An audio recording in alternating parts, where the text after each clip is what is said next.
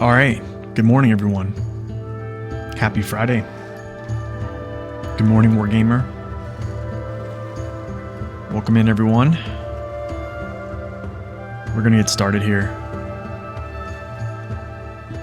And get cracking on these last two missions. So let's just get to it. Let's waste no time here. I'm a little bit early today, but just because I have some things to do for some family events this weekend. So yeah. Let's we're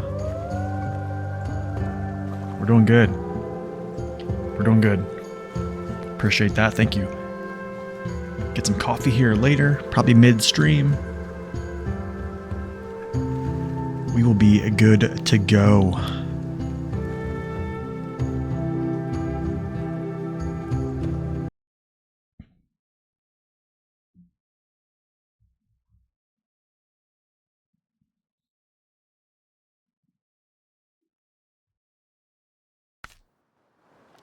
All right, so we ended last stream up here with the Azov 64131 and the Aramatsu Forester. Now, what I did was I actually pulled these vehicles and got them back down here. So the Azov's right here where my fuel carrier is. And then I pulled the Aramatsu over here and grabbed these set of medium logs. Because I'm actually going to start doing these medium logs for the local resident's house. My next stop here is actually going to be... Why is this not keeping up with the... Stop tracking. It's not giving me the location of all these logging camps. Okay, because usually it'll tell me. So what we're going to do is we're going to go up here to this logging camp right here.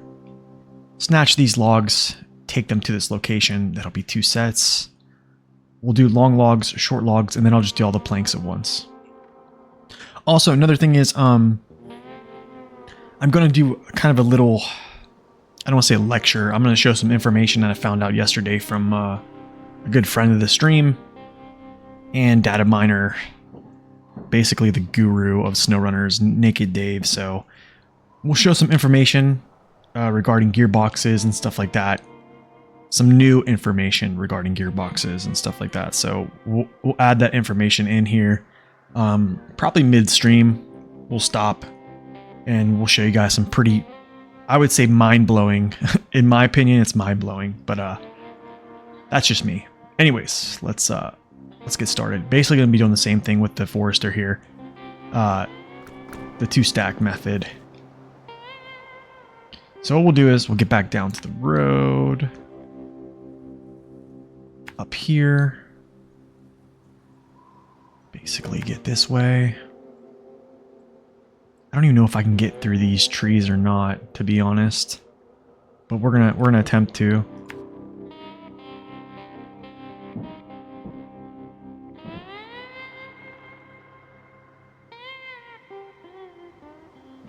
Oh, that's awesome, man. So you're spending the morning with you before you go to work. It's awesome. It's always good for that to have that, spend that quality time.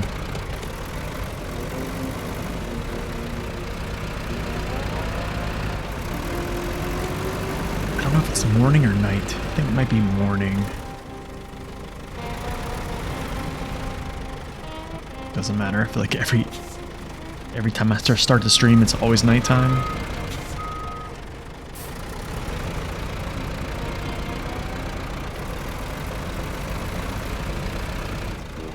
This is awesome how this does this. I love how... So this has this walking beam suspension, right? Let's see if I can actually get over it. I probably need to actually bump myself.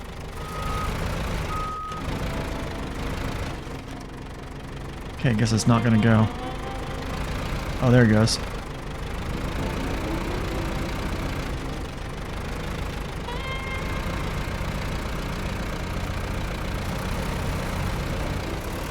Not bad.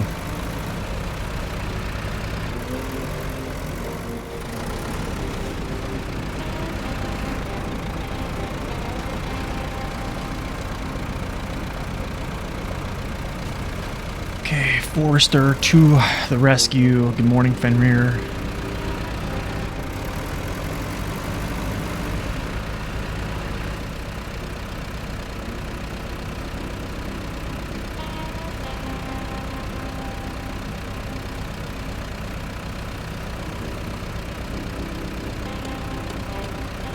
Basically, we're going to see a lot of the Airmatsu today.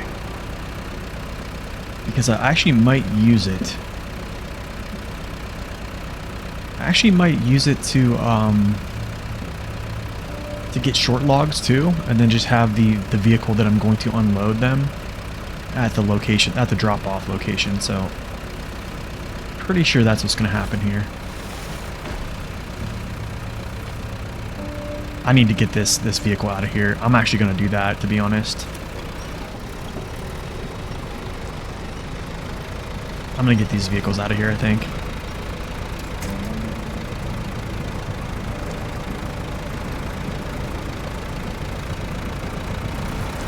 Yeah, that's good. Honestly, just to be able to spend time with your spouse. We don't have kids right now, so I really can't relate, but I definitely have a sibling who has kids, and yeah, it's definitely something you need to do. All right, you know what I'm actually gonna do? You know what? Who cares? I'm just gonna leave them. I'll skirt around from now on.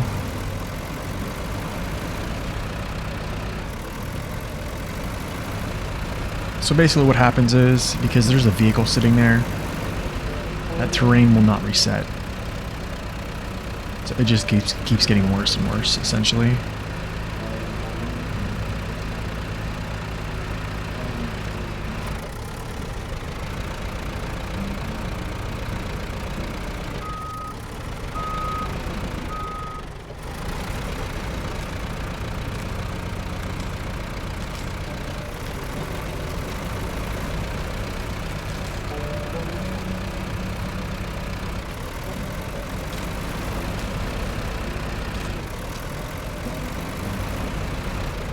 Yeah, I mean, I know the feeling of not being able to spend time with your wife.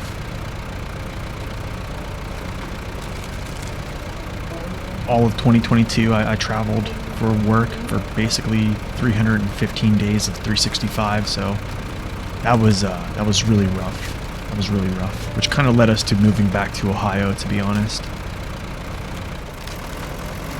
Just because I was always gone.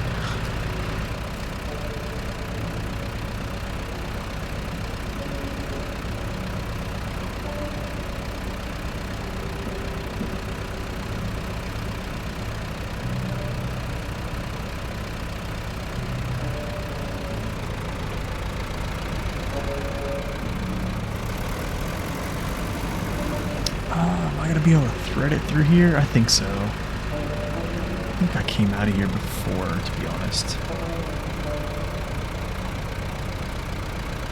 Yeah, I see a space. I see a space.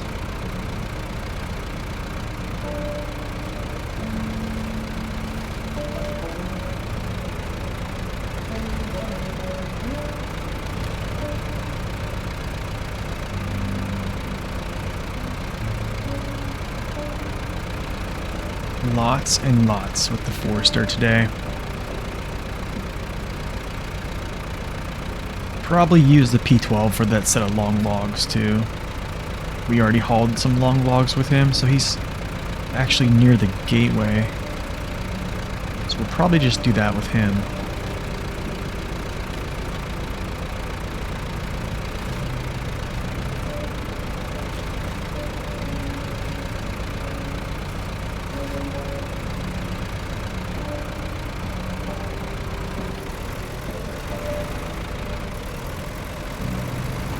You know, I don't know why they set these up. I don't know why they set these camps up. Like they're staggered, right? I mean, it's not like too bad, but what is my wife wearing? She's upstairs stomping around. I feel like she's wearing like high heels or something. She works from home.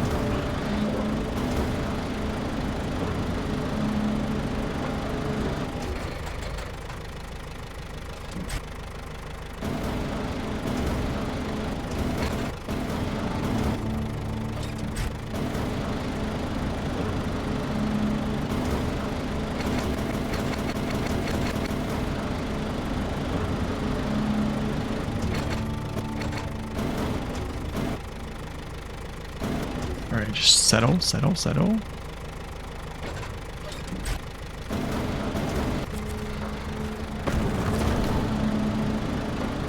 Yeah, the Forester does its job.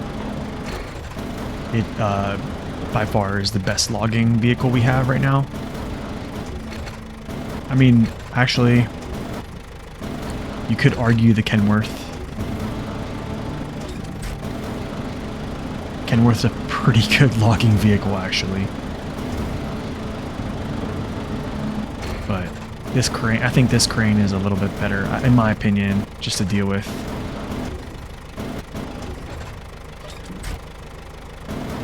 Alright, so now what I'll do is I gotta do this thing again, where I like push all these to this side here.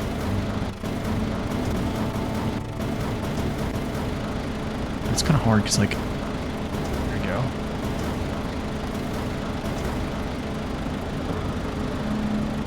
There we go. Great. Perfect.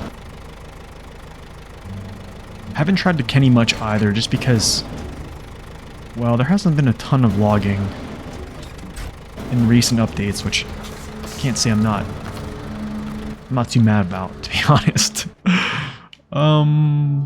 We could probably go back the way we came, to be honest. Let's see. I'm wondering if I can crawl across this. I'm gonna try, I think. Or crawl across here. I think I might try to crawl across this, actually. So we'll just go right back out this way, here. And then I guess I'm gonna try it. Yeah, I guess I'm just gonna try it.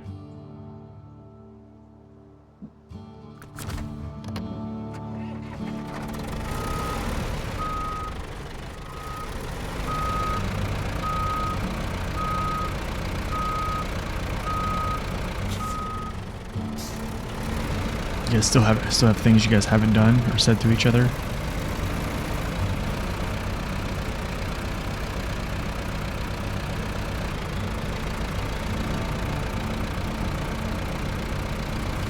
And that's something I always tell my wife, is I always tell her I love her. It's like, you don't know when your last day is. Seriously, don't never know when. A lot of folks be like, oh, that's a grim message, but it's true. I mean, no one knows the time or hour that it's your time, so.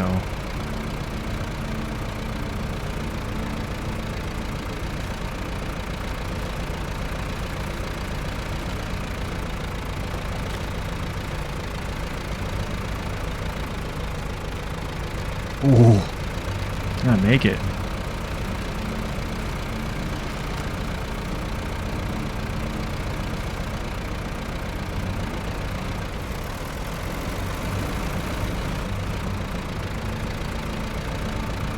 Surprised it even went into high.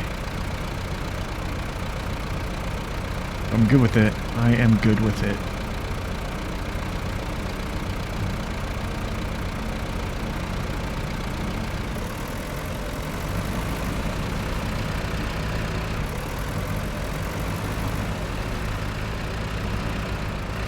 Okay, y'all. I don't know how this is gonna go, to be honest. I don't think I'm gonna actually get across here.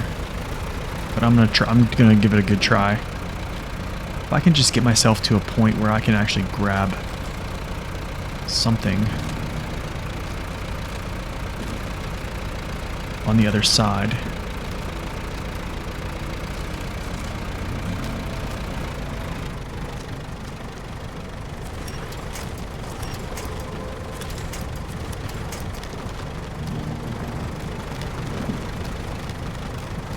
What am I stuck on? That piece of ice right there. And I can't articulate out of it. I can't even articulate out of that. Like, the articulation isn't as strong.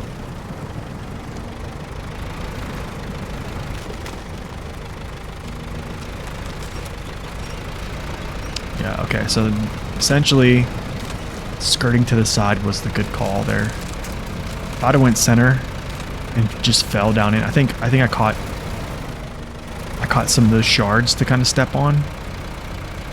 They're almost basically like stepping stones.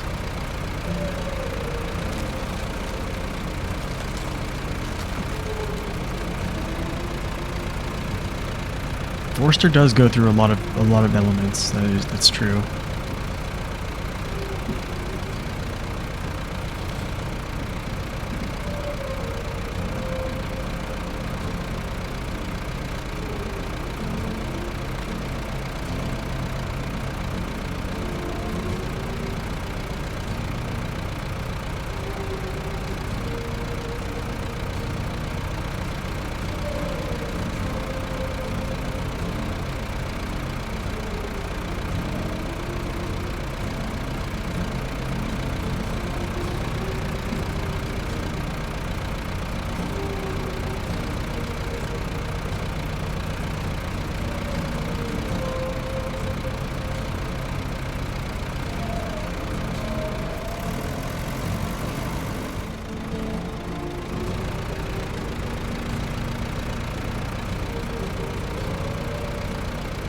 All right, first sets of logs. Let's go.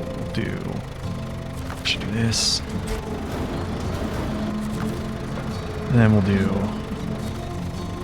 deliver, and then we'll do pack, and then we'll do deliver, and then we essentially turn around. We're actually gonna go down through here. I'm gonna try to cross this side because this is already broken. And then I'm actually going to, I think we might head for the gateway. You know what the crazy thing is?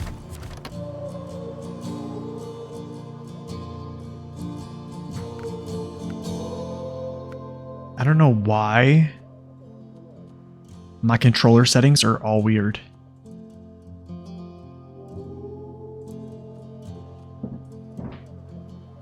Let me exit game. You know what it did? It said it wasn't, it didn't support this, but let me see if something... I don't like that it's showing Xbox controls, especially when I play on PS, so we're gonna... I need to look into this. This is like a relatively new thing that literally just happened.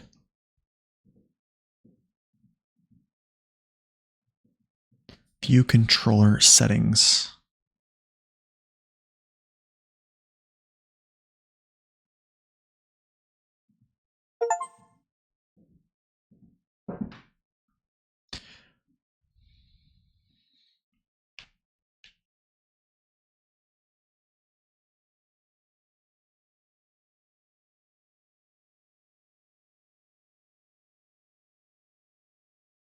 X button.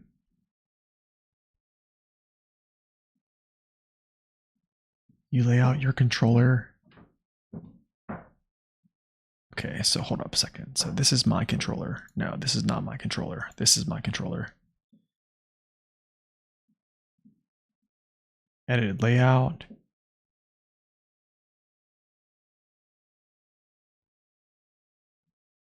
Why in the world?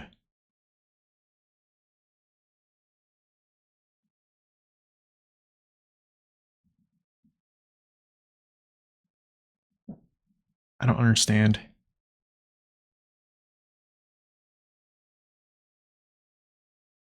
Do not understand. Let's see what this... Mostly playable with your controller. This game supports your controller, but you are currently remapping it via Steam input.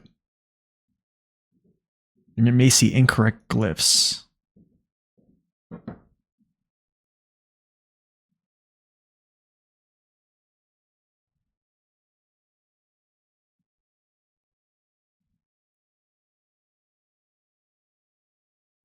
I am so confused.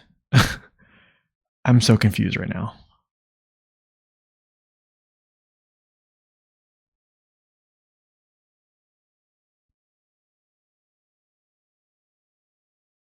Let's...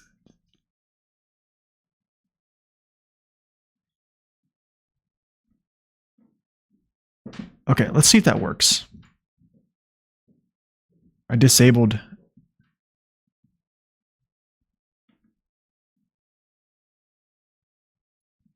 All right, let's see if this works.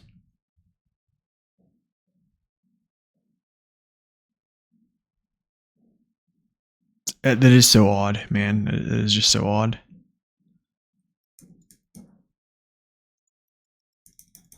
Let's see if this works. Let's see if I can get an X on my screen. Cool, there it is. It's back. All right. So you basically just have to rely on the game. You have to rely on the game's internal settings and not Steam. Steam always wants to basically revert to an Xbox controller. That's kind of what I've come to conclude there. All right, well we have our PS4 controls back.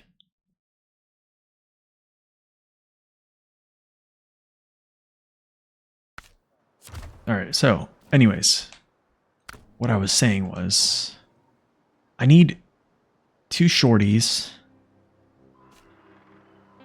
I have 15 here I could just jump through the gateway and get, to be honest. And then I have long logs here as well. I could go get. I still have a metal framing there. It's kind of cool. I didn't even use that. Kind of cool that I didn't even have to. What did I use for short logs? I'm trying to figure out what I used for short logs.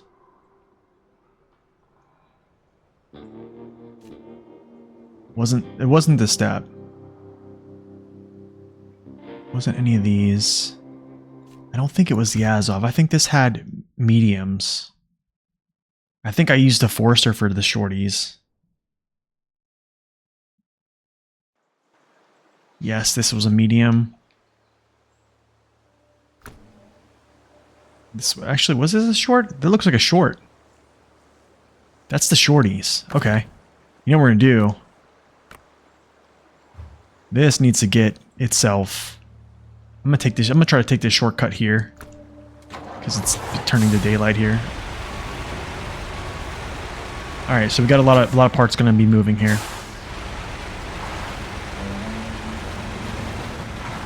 So this is gonna, we gotta go to the east base. I don't know, I'm wondering if I just use the Forester again. Or just run this twice. I'm almost inclined to say I'm gonna run this twice. This is actually like here-ish. It's like here, actually, I think is the actual cut through.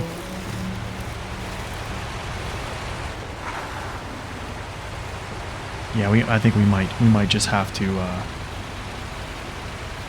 do it twice.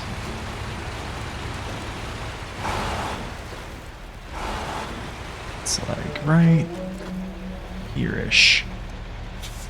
Except for I missed the actual turn. It's not there yet. There it is. Give me a turn. Yes.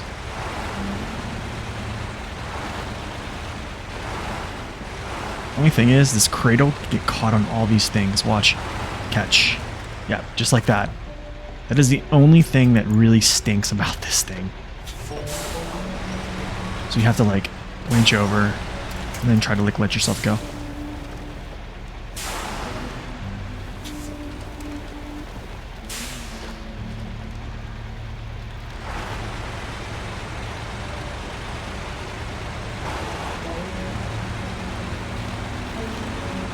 Pretty easy. That's a pretty easy shortcut right there, actually. Not bad. Alright. Now, the next shortcut is right here. And this leads you directly to the garage. You know what actually I should have done? You know, in hindsight here, I was already up here. Here's actually what I should have done. And I should have just went right here. But I'm actually thinking, so the east camp. Okay, so if it goes to the east camp, short logs, east base. So I think coming through this gateway is probably the quicker route. Actually, zip here, over, down, boom. That's actually pretty quick too. You know what? We're gonna go through the north gate. I think we're gonna go through the north gate. I think that's the move.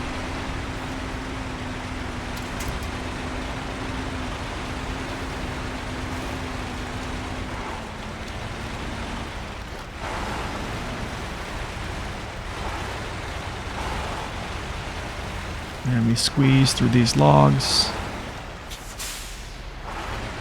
And then, let's see, we go like this. This all seems craziness, but...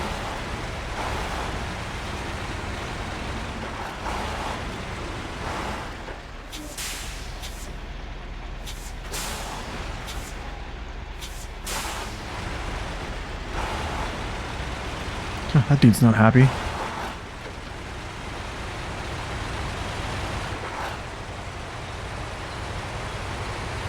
Okay.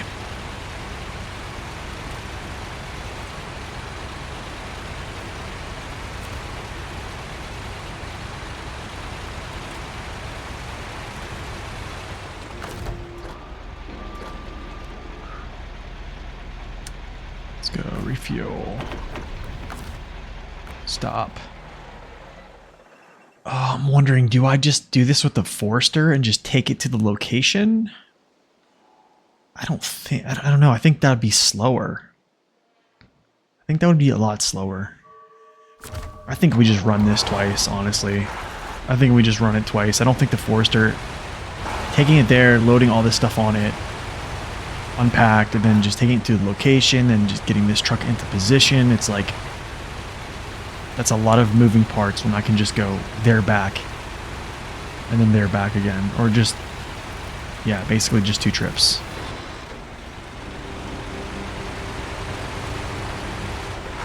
Plus this pace is probably going to be pretty quick with this truck anyways.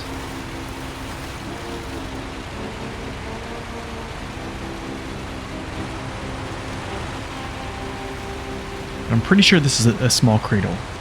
I'm almost positive. What is that? What is going on here? Oh gosh, here we go with this, guys. Here we go with this. Oh.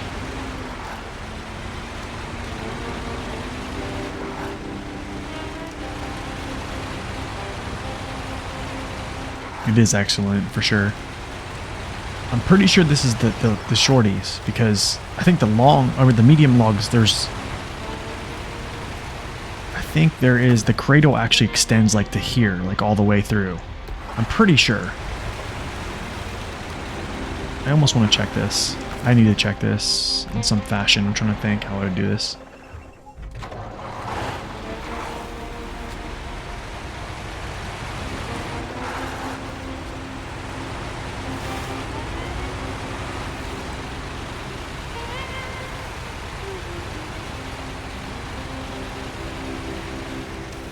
How could I check this right now?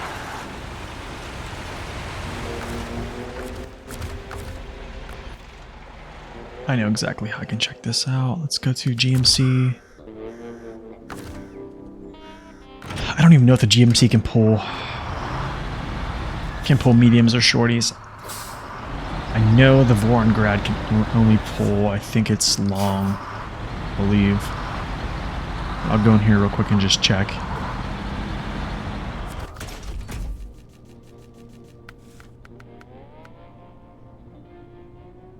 1, 2, 3. Shoot, where's the short log frame? Short log is only 2.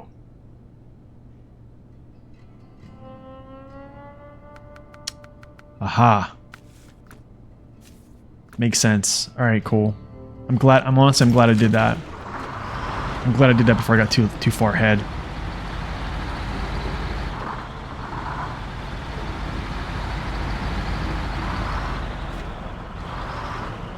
I mean, honestly, because the weird thing was, the frame seemed kind of big on the Azov. So, like, if the frame seems kind of big, I mean, it's kind of like an indicator it's medium. Like, good thing I didn't get too far. Yeah, like, look how tall that frame stands. I was like... think I remember doing like short logs. I forget what smaller truck, and then like it actually looks good. I think it was like maybe the step at some point. I forget.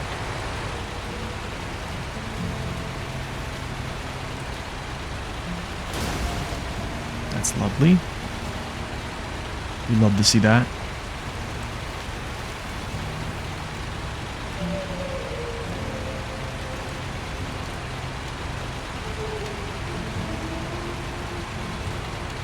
What's going on, Scorpy?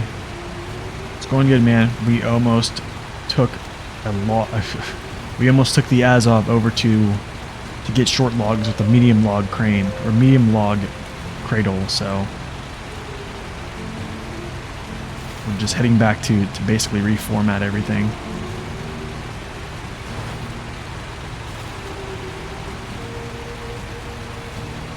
Or to re-outfit, I guess.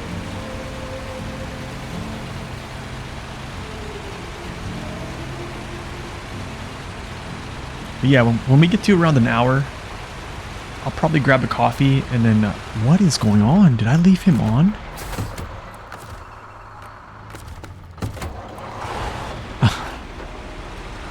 That wasn't the smartest thing to do. Alright. Let's get this small cradle on here. Where's the small cradle? There it is. Yeah, that looks so much better. Yes, there we go.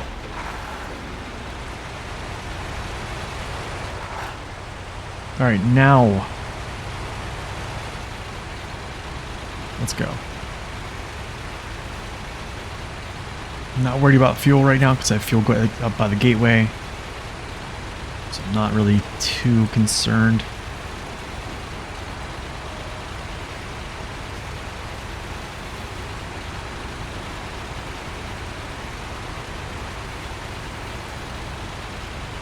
Yo, I got a question for anybody. If you have a tanker, an add-on that has fuel in it on hard mode and you recover, do you lose all the fuel inside of it? Subjigsaw.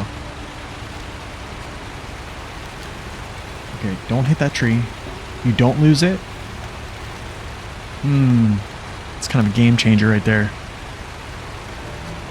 It's a game changer. That's going to save me a lot of time here, actually, when this is all over. So I'll just recover those.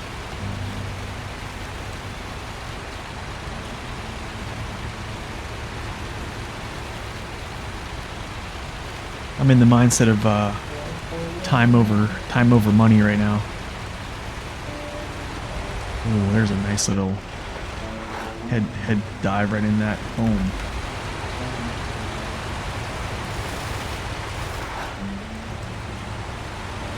Good morning, Jigsaw, by the way. Good afternoon, wherever you're at.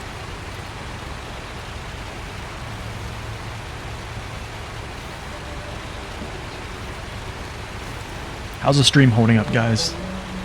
Since we're completely wired in now.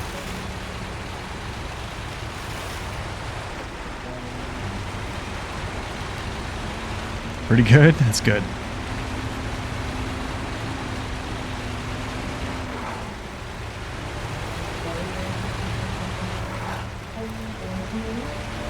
I do too. So far so good, honestly.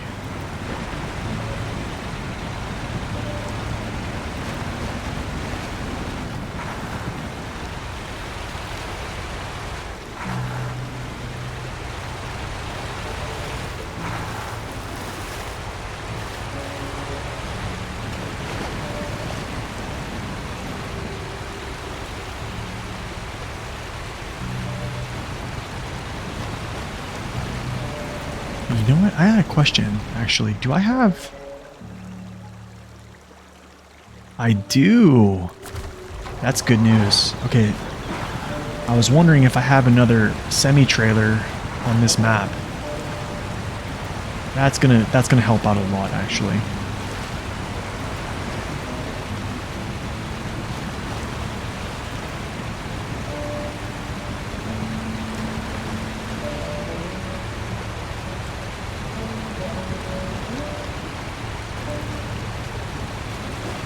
It's really, really close to that sawmill to grab all those all those planks. Well, I won't be able to grab all of them at once. Unless I did some crazy stuff. What was it? Three medium planks, 2 long planks. I probably can grab 3 medium planks at once. And then the 2 long planks I'll just have to come back for. Or, yeah. Probably do the 2.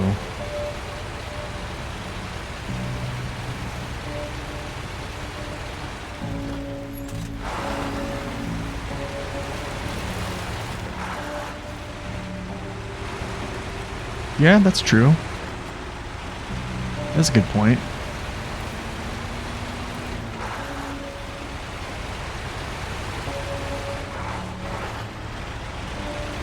I'm definitely going to drive some back. However, I'm going to leave that part of the stream out because I don't really think anybody wants to really watch me drive back to the garage. It's something I've always just kind of, yeah, I've always just done it off stream. Anytime I drive or do any type of like transfer of fuel or anything like that, I kind of just leave that part out unless I'm trying to drop some information on that stuff. But I think everybody pretty much knows order of operations on that. Gosh, look at all that flicker.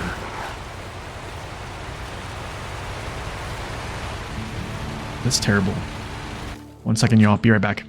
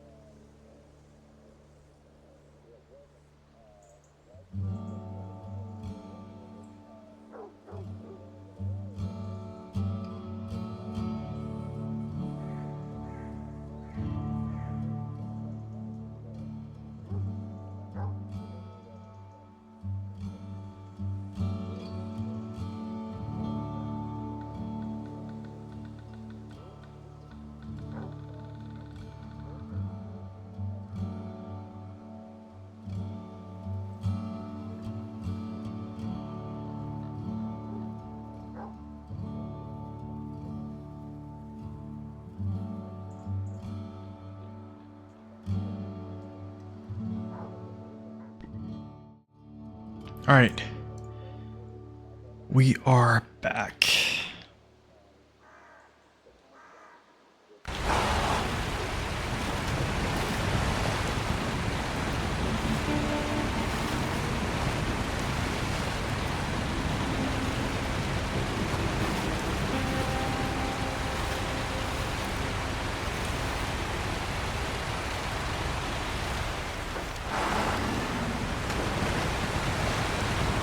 Let's see if I can just glide over this thing.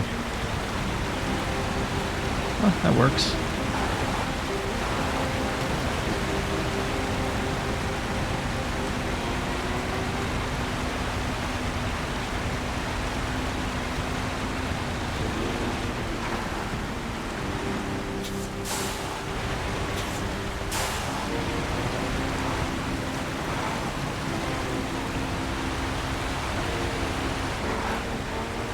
All right, first set.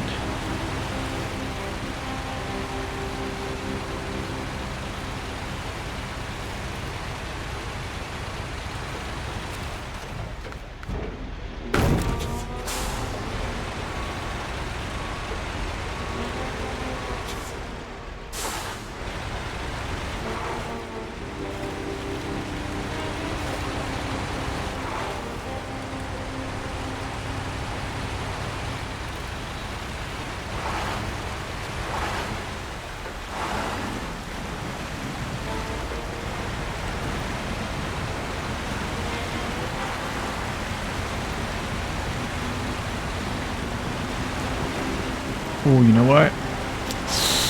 Oh, I could get high centered here. I don't like that.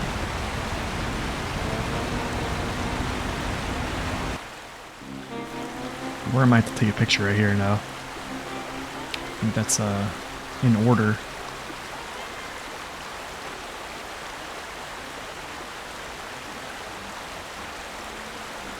A little bit of logging.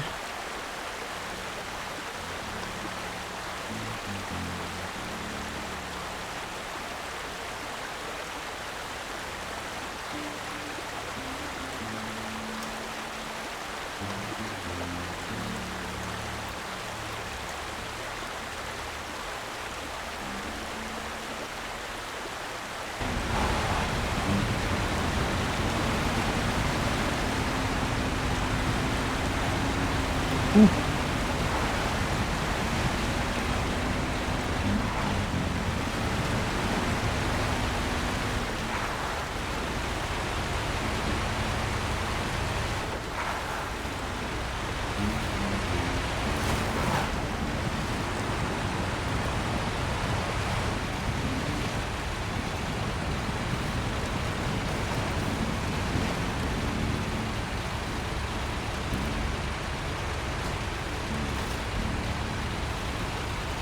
Man, honestly, let's see something here. Where does he need to go? To the north camp? People in the north. Okay, no, I'll do that later. Not worried about that right now. Let's just focus. Thinking about doing too many things at once right now. Let's just focus. Focus.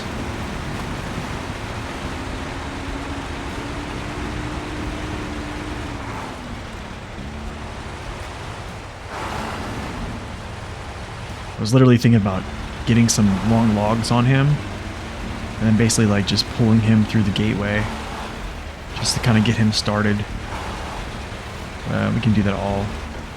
We can do that all by ourselves, honestly. Look at the blue snow.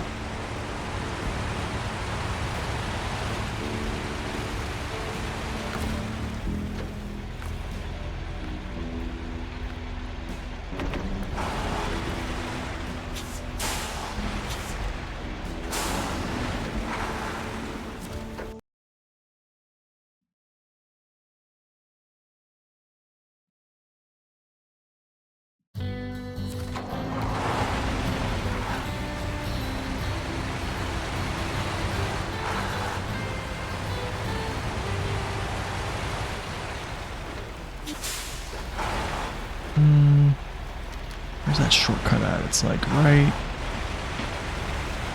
here. That's right.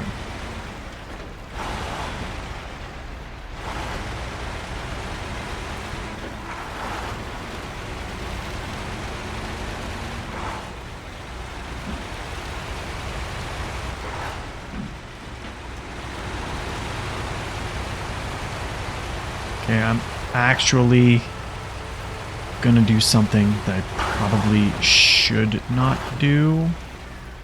But we're gonna do it anyways. And go this way.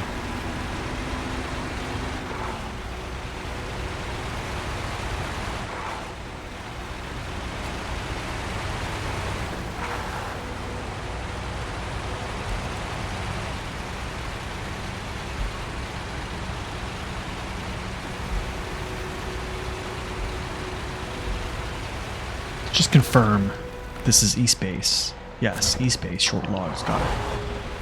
Knowing me, I'd do something dumb there.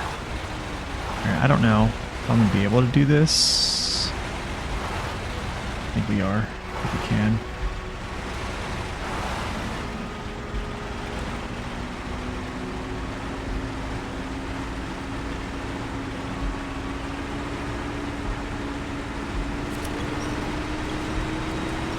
Something. Let's see if I can get.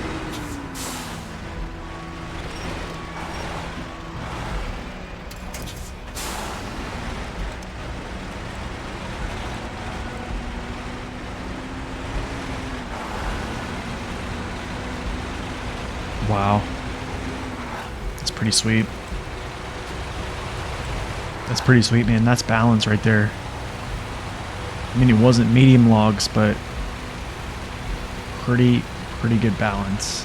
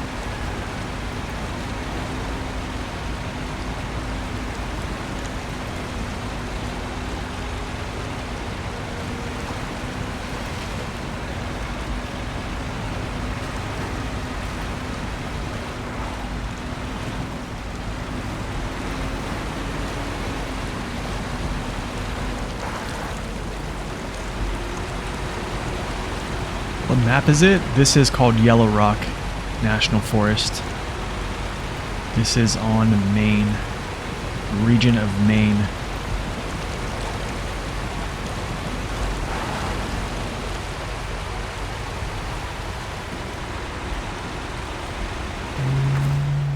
I didn't actually look at the mapping here, so I just go up to the right. Okay.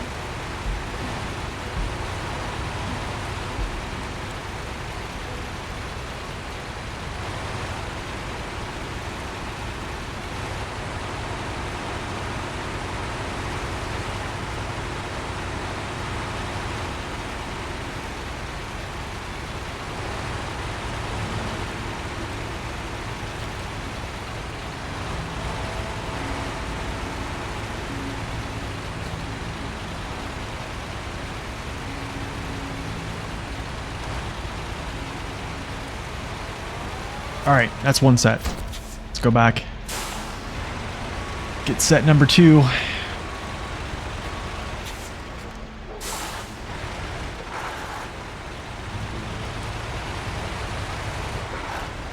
was pretty quick. Not too bad. I think that was definitely faster than going through the other gateway.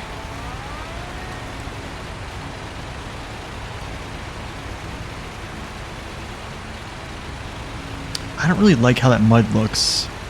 How it splashes around like that. I don't like that. It looks like a bunch of paper being ripped up. I can't say I like that a lot. Could look worse, honestly, but here's how forgiving this collision model is. I'm gonna show you something.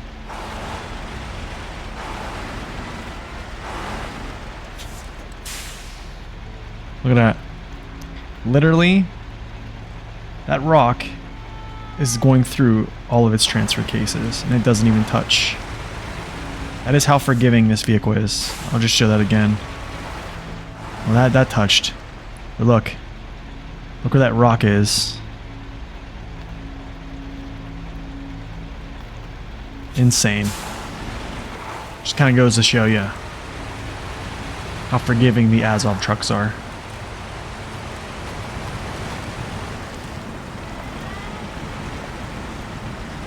Can the Thatcher Force do this? With what? Do what? Logging, or you mean its collision model?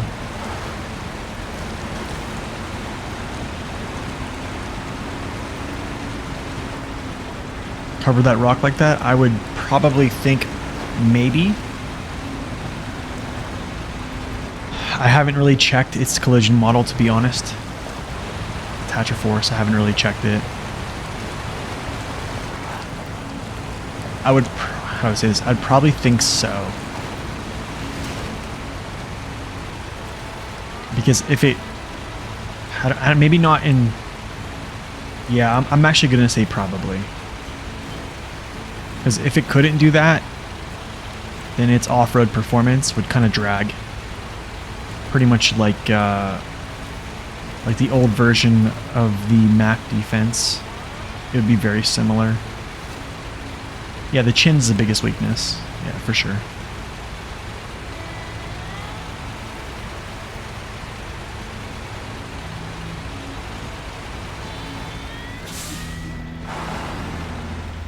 I think its only two weaknesses really are its chin colliding. I don't really think that's too bad. I can deal with it. I would probably say the weight in its cab as well, but that doesn't really rear its face as much as people think, or actually doesn't rear its face that much at all, to be honest. But you can get to that point where it just goes, and it just goes because of that weight up there. But I mean, I think those times that happens are very, very few and far between.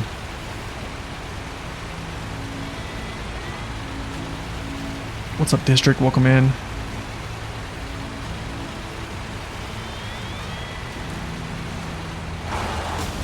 Ooh. Alright, so we're going to deliver these logs, these next set after I get them. I'm going to grab a cup of coffee, and then we're going to come back and I'm going to show you guys some really cool, really interesting things on some custom gearboxes. Yeah, logs today. So we have basically like 2 more sets. Actually, no, we're not done with logs. I think even the next contract has like mediums and stuff, I think. So we have lots of logs to complete.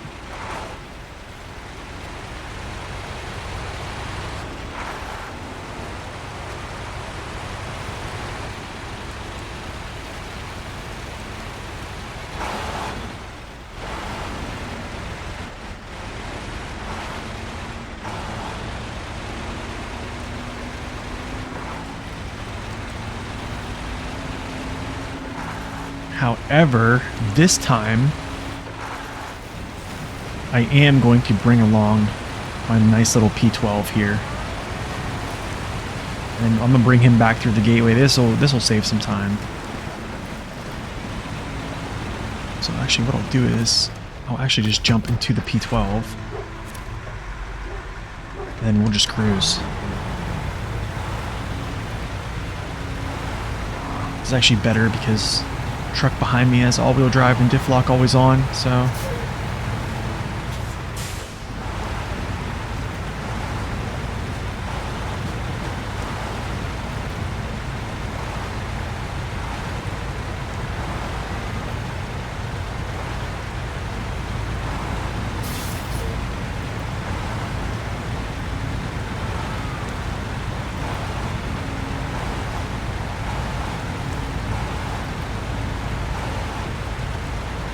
actually thinking I should be pulling this vehicle, to be honest.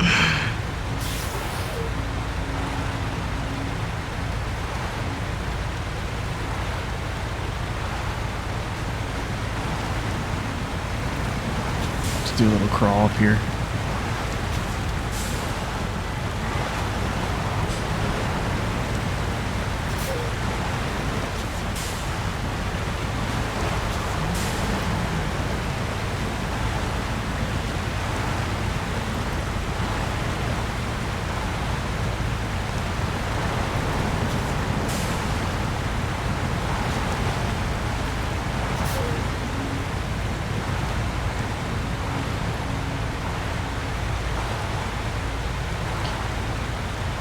Okay. Yeah, I think I'm gonna have the Azov pull him. Actually, turn off, unhook, get this all turned around, ready to go.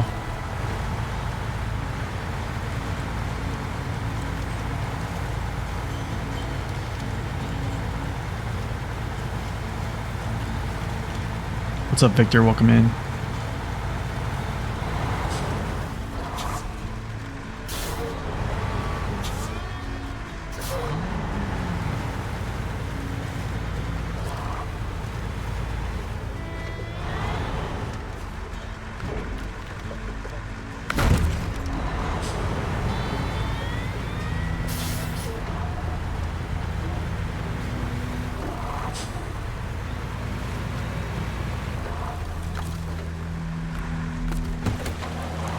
Yeah, I know, right? I feel like I'm always hauling logs at some point. Maine has a lot, man. They didn't. I don't think the developers started to like taper down on logs until like season 7. I don't even think there is logging in season 7 actually. Season 8, I don't think it was that bad either. Actually, I need to actually check that, to be honest. I can't really confirm. I forget, to be honest. Okay, first I'll drag him, and then we'll do the opposite.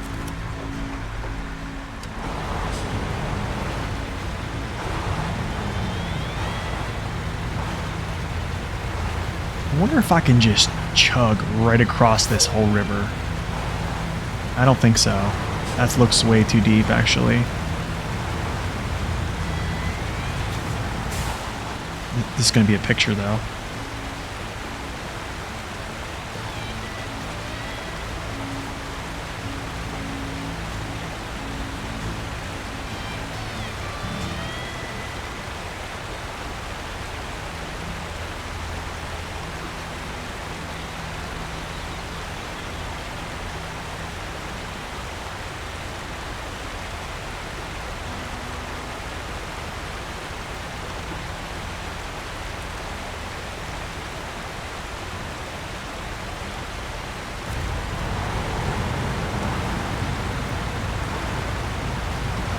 Okay, Azov, just chill. Just chill, my dude. Yeah, it could be, honestly. What's up, Larpup? Good morning. Oh. Goodness, this Azov is like killing me right now. Dude, no.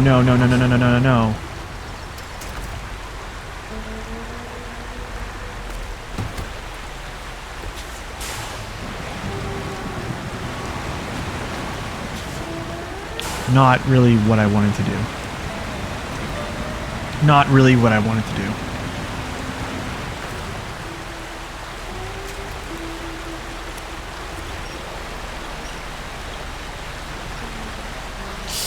please stay packed. Yes. Oh. Stupid. Yo, you don't even know what stupid is! It's about to get all stupid up in here! Speaking of logs, you'll be running Mud Runner tonight? Nice, dude. I wish I could come by and see that, but I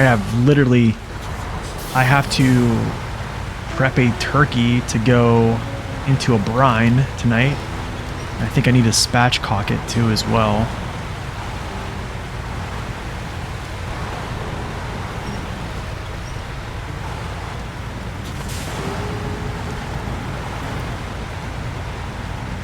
Appreciate that, Fenrir. But if anybody doesn't know what spatchcocking a turkey is, please go look it up. It's basically where you cut the backbone out of the turkey, and then you basically you smoke. Well, I'm gonna smoke it, but you basically would bake it and or put it in an oven, kind of open face. Yes, spatchcocking. Spatchcocking a turkey. So basically what it does is it allows it to cook even. So yeah, it allows the turkey to completely cook even because it's all basically very similar. So it's like the bird kind of lays flat. So yeah, you cut the backbone out and yeah, it's crazy. But we're gonna brine it. And then I don't know if I'm gonna inject it this year. I might.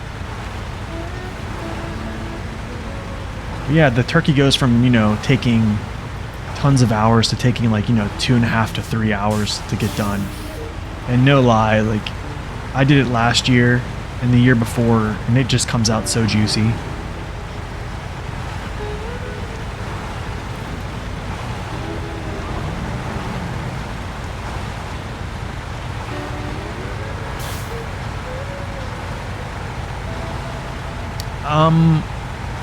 I have, yes, actually. I shouldn't go through this by myself. When I lived in Hawaii my first year, I think it was in like 2014, my friend, he actually, they deep fried the turkey. I didn't deep fry it, but they did. And I was just there for the good parts, you know what I'm saying? Are you serious right now? Is this real life? Is this like real life?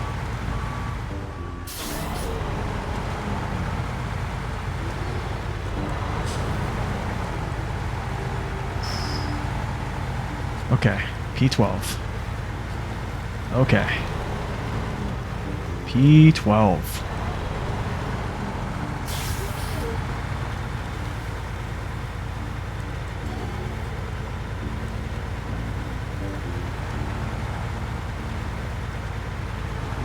To be expected, right?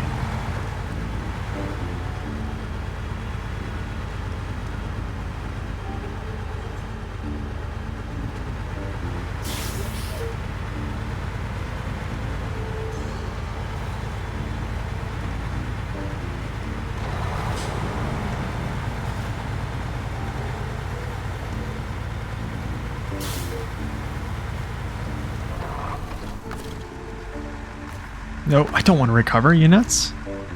You nuts?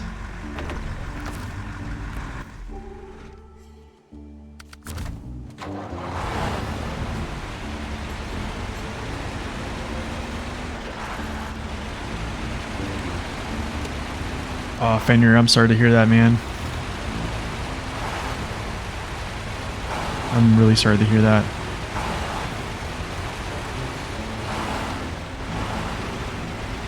Yeah, you don't have to. If you don't want to bring it up, you don't have to. But yeah.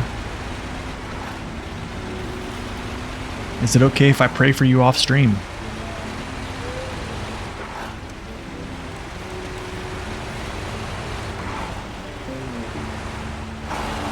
Let's go around.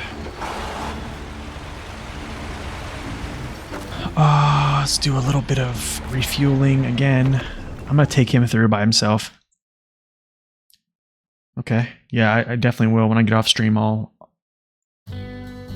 Yeah, if you don't want to disclose what happened, man, it's totally fine. But I'll just be praying for you and your family. You and your close ones. Alright, East Base, let's roll it.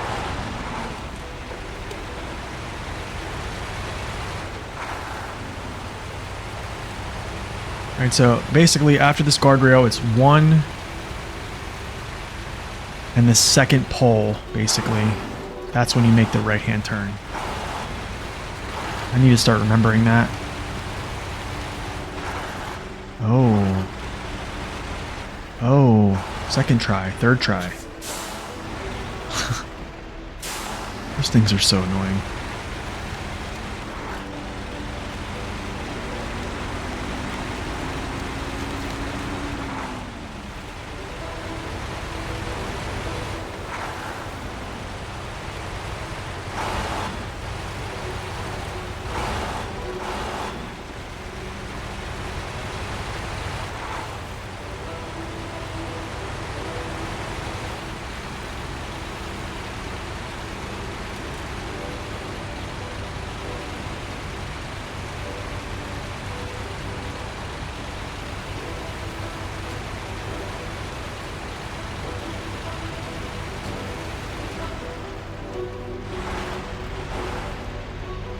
Alright, let's see if we can do this.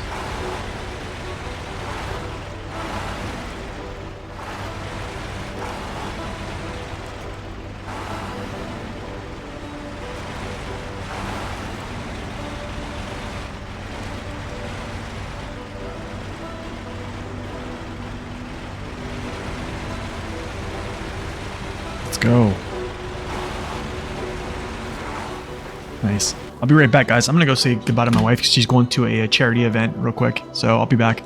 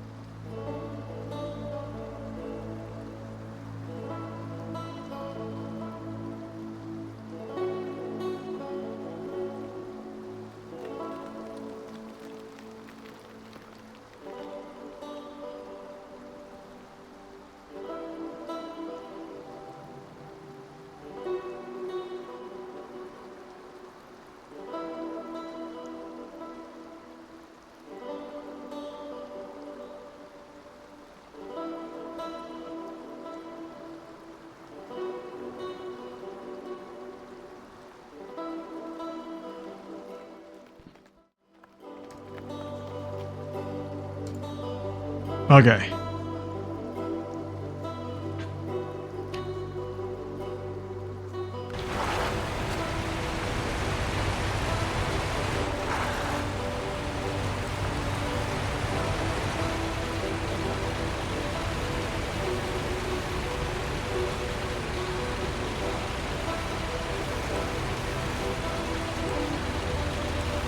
Slowly hacking away at this.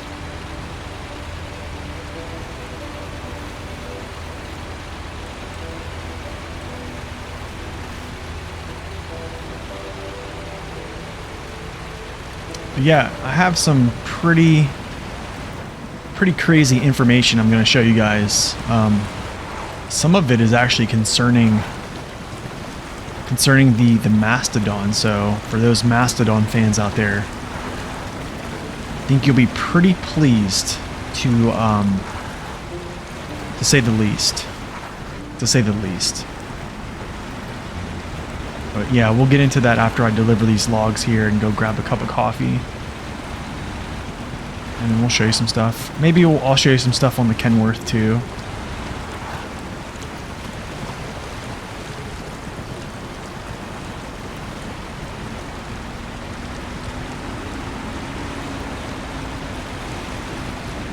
I wonder if my active is up. I think it's up. Pretty sure it's up.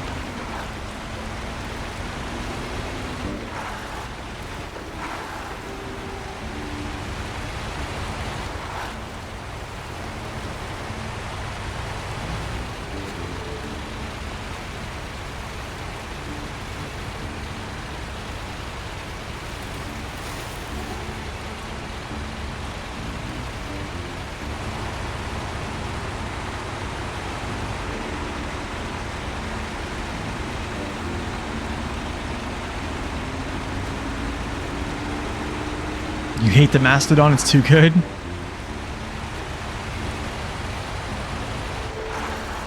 Yeah, it's pretty good, and it even gets better. Just wait till you see. It even gets better. Which is it's kind of crazy.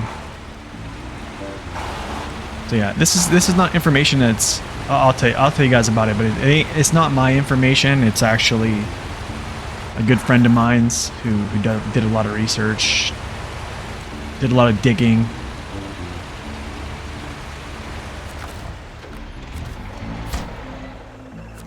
Okay, that goes there. So it's OP rig right now. I mean, it's kind of already been. I mean, it's not really any surprise, to be honest. I want to check out this before I actually go. 2 short logs. 1 medium. I think I can get all this stuff here, though. Let's see. Service. Okay, whatever. Waiting for Kenny info. Don't really use the Mastodon, so it feels OP. Yeah, Mastodon, it is kind of OP. I'm wondering, though. Is that really 2 shorties? 1 mead? The crazy thing is, here's mediums.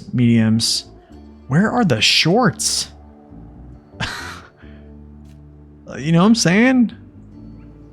I guess whatever here. All right, whatever. I'm just going to leave the Azov here for now. All right, I am going to go get a cup of coffee. And then we're going to jump into this stuff and I'll show you guys some really cool information. Oh yeah, for sure, SD, for sure. Good to see you, man. Good to see you stop in. Appreciate it. It kind of is a pay to win truck, honestly. I mean, I don't think that's a inaccurate statement. That's pretty darn true. But I'll be right back, guys. Coffee time, and then we'll get into it.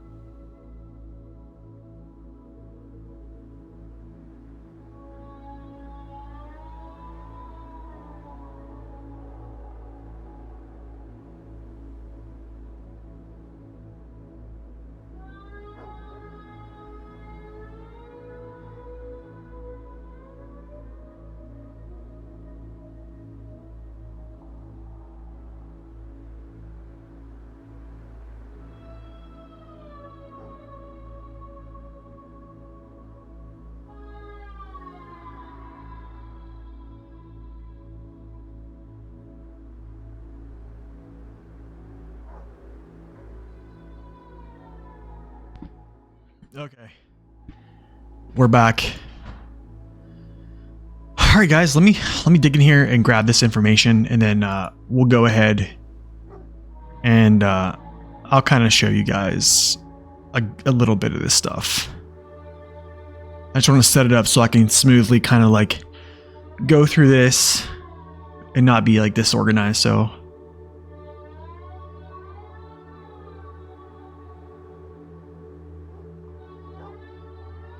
okay. Yeah, its fuel consumption is pretty wild. It is pretty wild.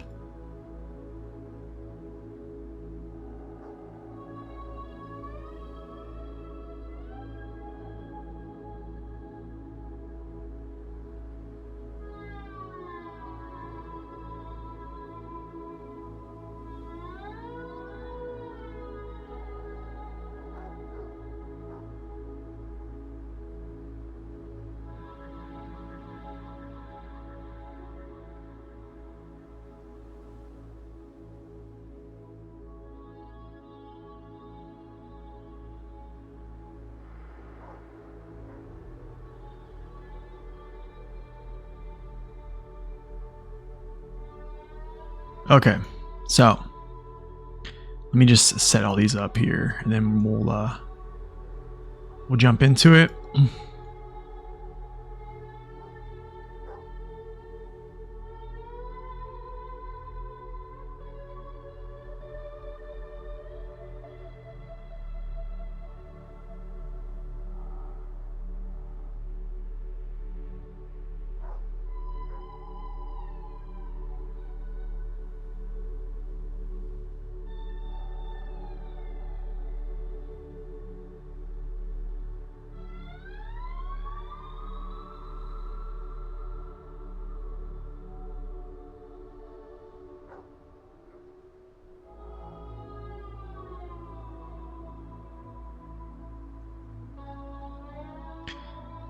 You don't need to use the massive trailers, and use 2-slot trucks, 2-slot trailer, and Mastodon lets me use the mini crane, so I can load the trailer also. Yeah, the rear mounted is pretty good.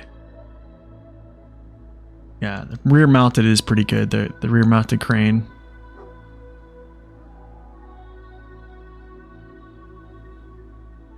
Any idea when the Xbox patch will be coming? I have no idea, to be honest. I have no idea. Alright, let me lower all this stuff.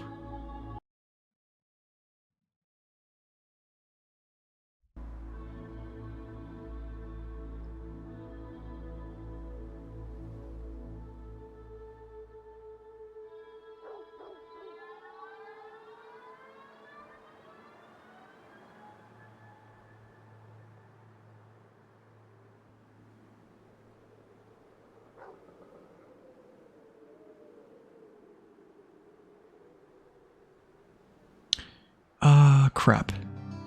I need to move some stuff.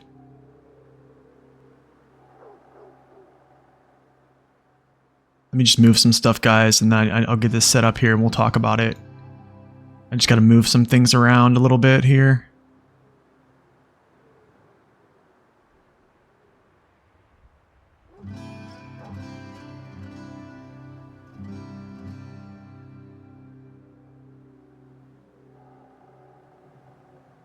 Getting these documents in order is like definitely okay. So introducing the infos in a very dramatic way. Yeah, the Freightliner M9 is most rear. Is almost like a rear-mounted crane. That's funny. Okay, so check it out. All right, so check this out, guys. Here's the off-road gearbox, and I know I have this. You guys have seen this before. Now, something I wanted to say about these gearboxes. There's been some info that Naked Dave has come forward and kind of showed me, just because he knows I'm kind of a nerd in this way, and I love seeing information about things like this. Now, we have seen torque inputs with the off-road gearbox, the high-range gearbox, but there's also some other gearboxes I want to talk about that are actually really, really important. And that's going to be the Advanced Special, which is quite amazing. The Mastodon's both gearbox, and also the Kenworth's high-range gearbox. And we'll kind of show you a little bit about those. But as you guys can see, this is the off-road gearbox with how much torque comes out of it in each gear. You guys have seen this on my video how torque or how your gearbox increases your torque. This is kind of known information. And also you know about the 25% bonus in high gear when your engine angular velocity is at this point. So you get that 25% bonus. Now, here is also the high range gearbox. Okay. High range gearbox is very different, as you guys already know, from the off-road gearbox. You can see basically first gear and low are the only gears that you essentially get to 100%. So then other than that, it's high gear. But however, you have to ramp up clear up here. So you have to get that much speed to gain 25% bonus, unlike the off-road gearbox. You see the angular velocity is back here compared to here. Let me actually move this up in comparison. So as you can see, there is quite a bit. And you can also see starting out, the off-road gearbox gets much more torque in its lower gear, or in its lowest gears, okay? That's actually really nice, especially for trucks that don't have a lot of power and need to break those stalls. However, something to note about the high range gearbox is, as you can see, after first gear, look where second gear drops down to, under 75% torque. So essentially, and then you can see this curve just drastically just shallows out, right? And you don't have much power in these later gears, which is understandable. However, I think the only good gears with the high range gearbox in general is literally first, low, and high. That literally is pretty much the only gears you should be in. I think after you hit second, you immediately need to go to high. So, that's essentially those two gearboxes. Now, I'm going to talk about something crazy here, which is the advanced special. Now, if you look at the advanced special compared to the off-road gearbox, if you line these up, I used to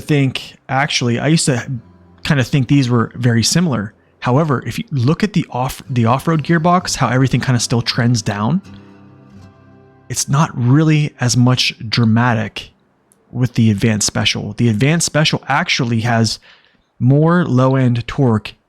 This is roughly, so this is like 0.75. This is 1.0. So you could probably say this is maybe 9.0 right here. So basically you're getting 90% of your torque value just from a standstill. And then immediately with hardly any engine angular velocity, you're hitting 100%. Okay.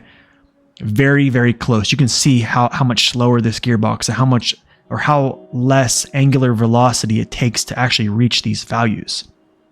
Another thing to note is your gears.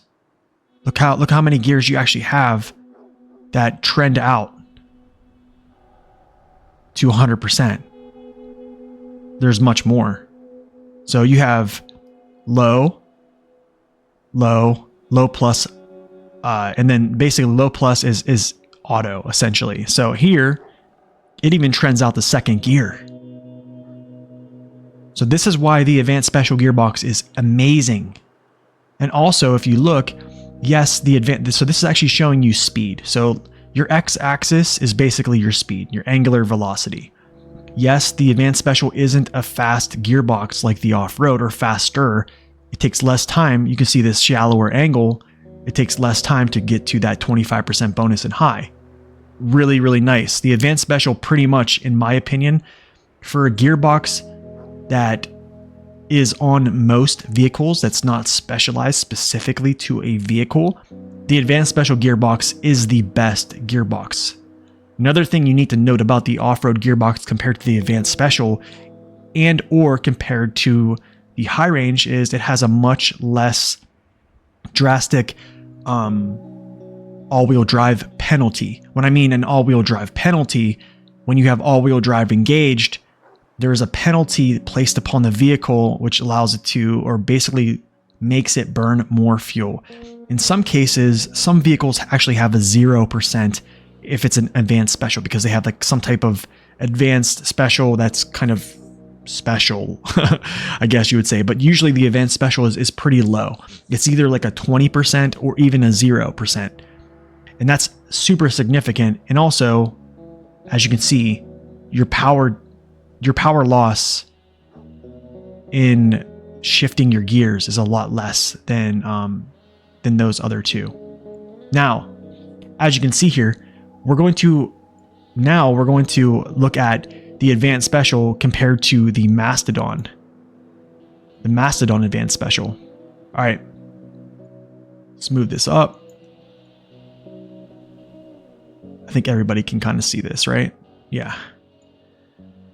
Okay, so this is the Mastodon Advanced Special. So this is kind of where my mind was blown. As you can see, this is low, low minus, and low plus, all sitting right here. This is literally probably, I would say 95 to 98 percentile of torque from a standstill. From a standstill. Which is kind of unreal, right? Laugh out loud, yeah. Special advanced, special gearbox, pretty much, yeah. So now, the Mastodon is gaining 95 to 98% of its torque value, okay, from a standstill, without any tire movement. This essentially, up here, would be something that let's say, the 605R has, or any big truck that has a standard advanced special gearbox. So this is still an amazing gearbox. This is by far the best gearbox of the standard gearboxes that most trucks can have. This is why this is just a crazy outlier. Because now you even have up to third gear, which is still getting 100% value on its torque. Now, if you go back to my video, my update video, when I showed you guys the new improvements for the Mastodon, I actually gave you a side-by-side, a top-bottom view of the same route being pulled by the Mastodon with heavier tires and lighter tires. One was on the first review, the second one was recorded again to see if there was a power increase according to weight on its tires. And as you could see, in the video where it had the heavier tires, it was pegged in third gear right here at 100% torque going up that hill. So it literally maintained third gear with its advanced special going up that hill when the other vehicle with lighter tires and also the same gearbox hardly would move. Now, let's move the Mastodon gearbox up there. Let's check out the Mastodon Special. So here is the Mastodon Special gearbox. I'm actually going to kind of overlay this a little bit higher. Here's the Mastodon Special gearbox. As you can see, is low, first gear, essentially same position. Low and first gear are right around the same position. Second gear, same thing. Right up there. Oh, it's almost to the point. It's like right beneath, a little less than third gear. So you essentially can gain your full torque value. Now your third gear drops down to 75. So your max gear is at 75% of your whole torque value, which is pretty darn good. Something also to note is your high gear, you're still gaining your 25% torque bonus, but you're not necessarily gaining a whole lot of wheel speed. So the advanced special is going to give you a faster high gear. So honestly, it's kind of your call on which gearbox you use. These are two really good gearboxes. I'd say the special, you're going to get better burn values. And the special gearbox feels like it runs about the same speed in third gear as a regular advanced special. Yes, its higher gears also retain more torque, as you can see. So at fourth, it's still, I would say, here's 75%. This is probably 85% of its torque value in fourth gear. So I would say it's pretty darn good. After that, it drops down. So I would say if you're not trying to min-max with fuel burn, I would say the Mastodon's advanced special gearbox is probably the best call. For me, I still use it with this one just because I'm a sucker for fuel. So now, here is probably one of the craziest things. here's the high range gearbox for the Kenworth. So as you can see, the Kenworth high range gearbox compared, let's just compare it to a regular high range gearbox.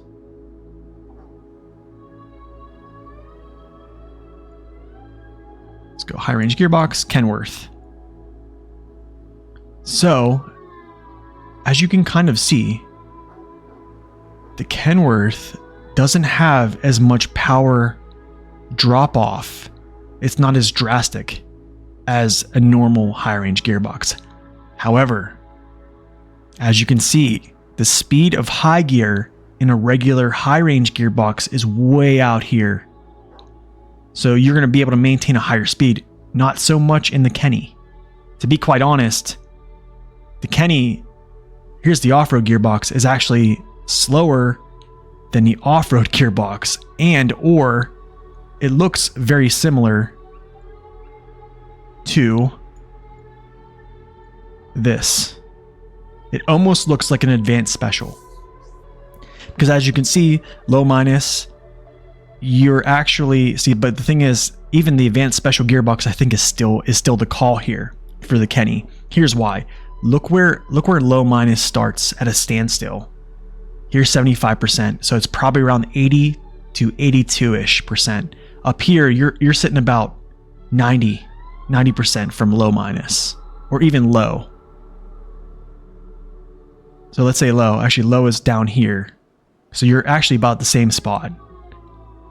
So to be quite frank, the high range gearbox could be a good pick for the Kenny, because I mean you're not losing much torque here. So that could be something that you do use in the Kenny. I probably wouldn't, just because of known power issues with the Kenny of like axle freezes. I think the low minus gear with something like the Kenworth is almost a very, very important thing to have, because you want to break axle freeze with trucks that don't seem like they have enough power. Yeah, it doesn't differentiate much from the advanced special. It trends in the same way. Yeah, it's very much so very similar.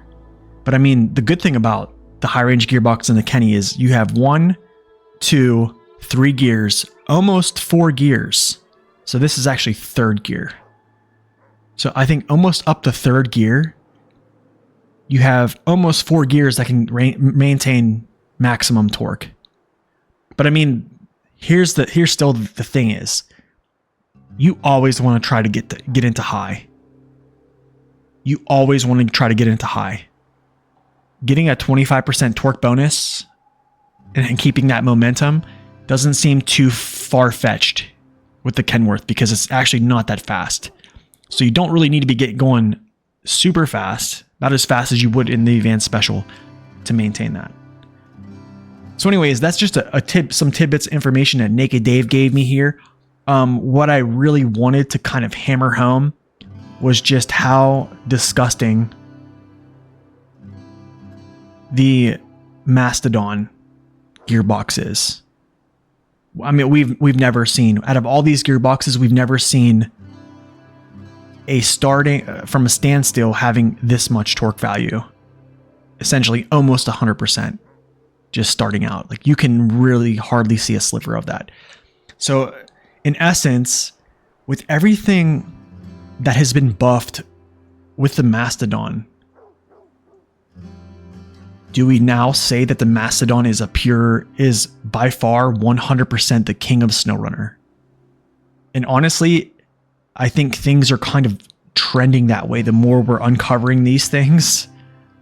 But I think if I just had total trust in just sending a vehicle out for, I guess, rapid pace and trusting its balance completely, I'm probably still going to say 605R. But also, I've actually seen how powerful the Mastodon is in a more. So anyways, thank you, Naked Dave, for this information.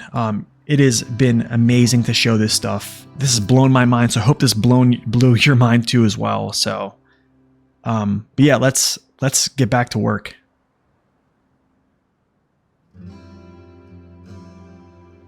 Yes, they are different. Do I have a chart like that for the multi-purpose? I don't. I don't have the multi-purpose.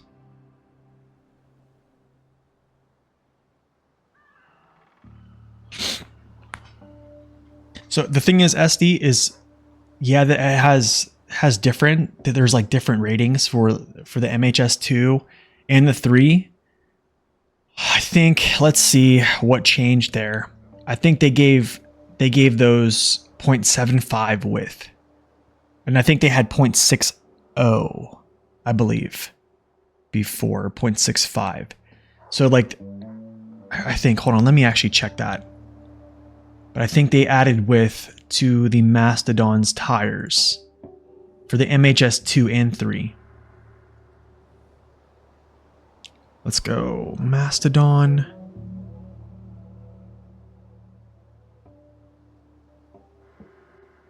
Okay, so it says ATHS, OHS, MHS1, DMHS tires on the Zix 612 have a width of 0.75. So they increased their width too. But still, it's ZMH tire, so it's custom tire, have 0.80. So, and also a better tire rating. So it's like, in my opinion, why use anything else? So hopefully you guys enjoyed that tidbit of information there. I definitely want to thank Naked Dave for that, because that is huge information that blew my mind.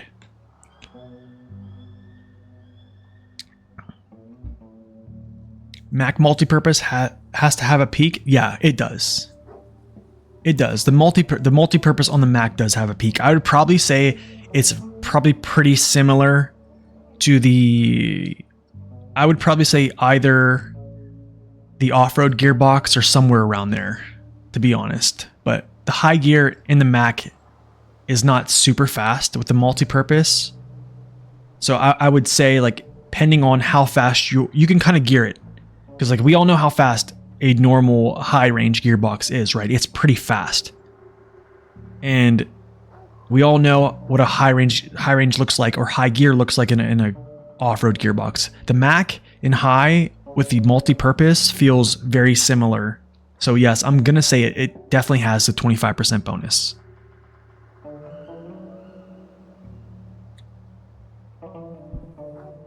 So, anyways, that is something I wanted to share. I'll probably make that a quick video on YouTube just for those folks that don't watch the full streams. But I wanted to show that to you guys. Just kind of shows how crazy the Mastodon really is. But I mean, I think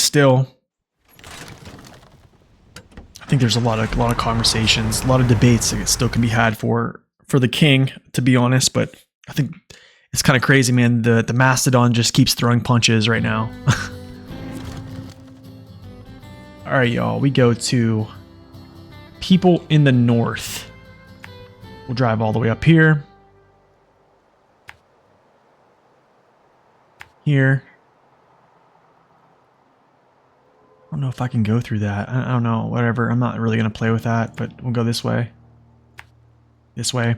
So something I've done with this exact load of logs, this long logs that we're delivering, I've actually went over this rock outcropping right here. This is completely filled with just big boulders. And no joke, I climbed up the left side of this with a boar, with the help of the winch. So it was kind of crazy, to be honest.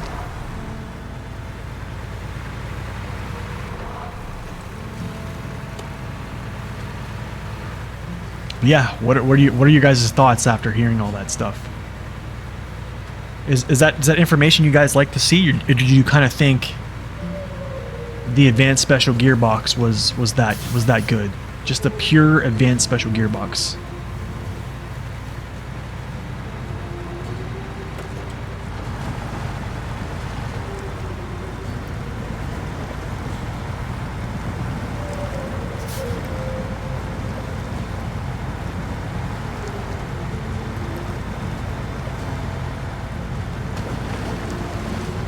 used to be a free base game.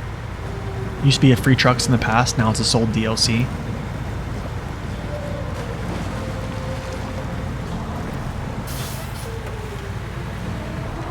Wait, so the Mastodon, there was no like DLC separate sold in the old games. It was just a truck that you found, right? Is that kind of what you're saying?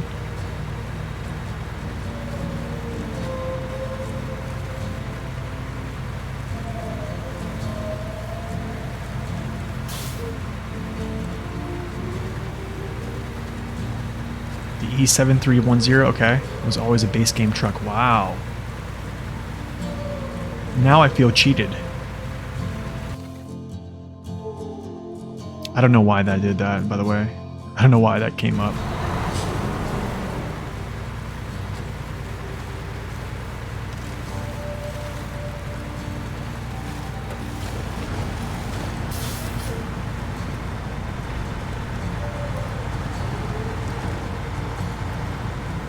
Yeah, I think everybody already knew the Mastodon was really an awesome truck. I mean, it is, by right. I mean, it's literally a lot of folks say it's the king of SnowRunner, and honestly, it's a darn, I'm gonna say it's a pretty good argument, to be honest. It's a really good argument.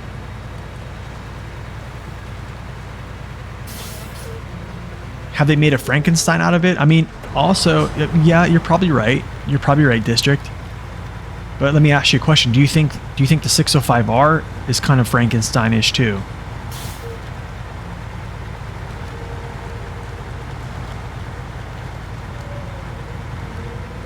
Can I pass through these trees? Whoa! I'm gonna try to pass through the trees. Let's see if I can do it.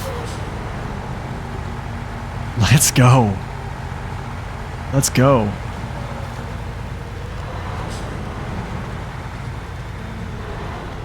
Turn into this so we don't tip. What SR needs to do is remove all attachments. Yeah, that is the upside, is you can choose not to have it. It's true. Yeah, I think that's a good point, SD. Most trucks are kind of Frankenstein compared to old games. I think, yeah, honestly, yeah, that's a true statement. I mean, if you think about it, let's just talk about vocational trucks, right? US vocational trucks. I mean, you don't really see them doing all those things that they can do in this game, right?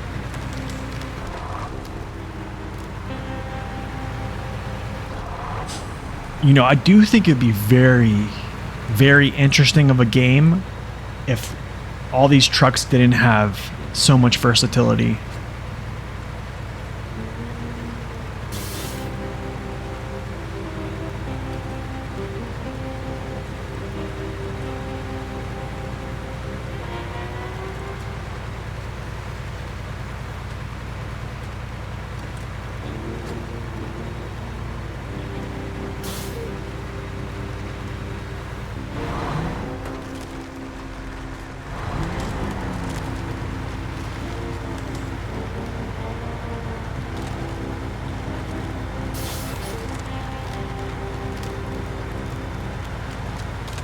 Yeah, it is kind of like a double-edged sword, right?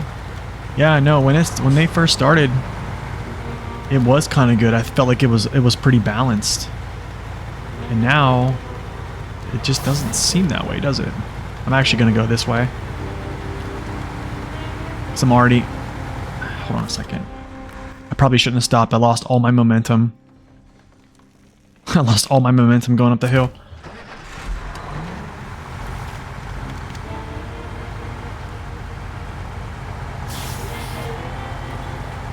I'm grounded out.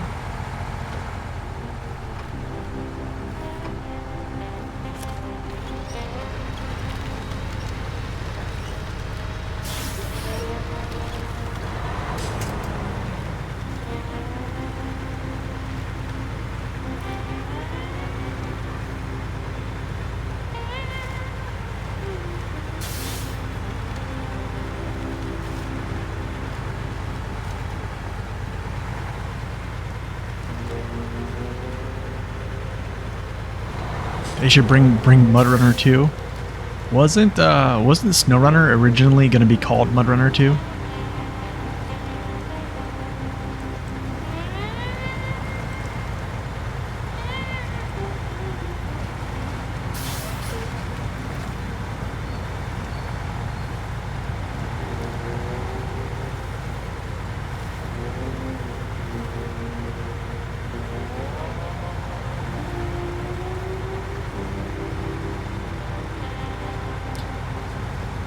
Yeah, but I mean, if you think about it, if they would have made it Mud Runner 2, I think... I don't know, I feel like it... I don't know what my opinion is. I don't think I'm too concerned with the asphalt roads being added, to be honest.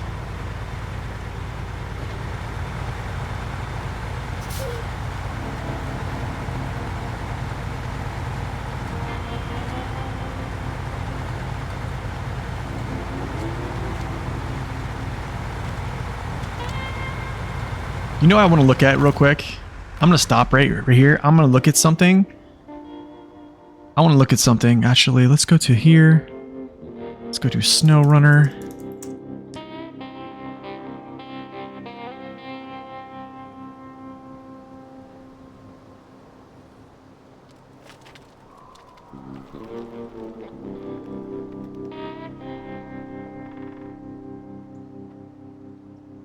Okay. All right, here's a good I'm gonna pull this up, y'all. Here's a good indicator on how people feel about DLCs, okay? Here's a good indicator. Let me pull this up. Here's a good indicator, guys. All right. You see all this? Now, depending on how many people have reviewed this, I want to know how many folks actually voted on this. I want to know, maybe not like the reviews of it. Like I want to see how many. So 96. This is reviews. I want to see. All right, let's go down. Grand Harvest. Yeah, there's only 150, but it's mixed. New Frontiers, 175, 50% mixed. Not a lot of people like that.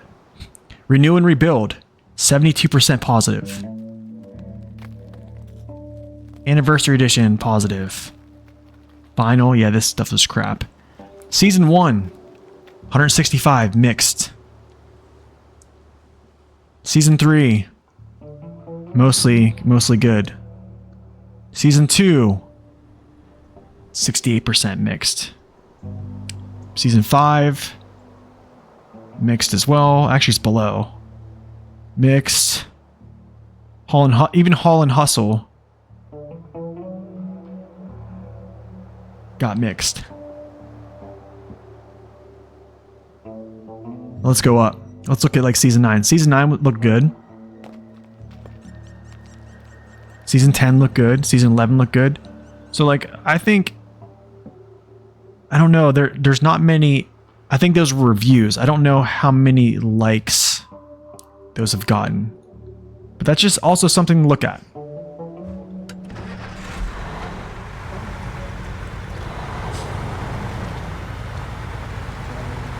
So, I mean, like, a lot of folks, to be honest, I don't think they really enjoy the year one pass maps as much as the newer ones.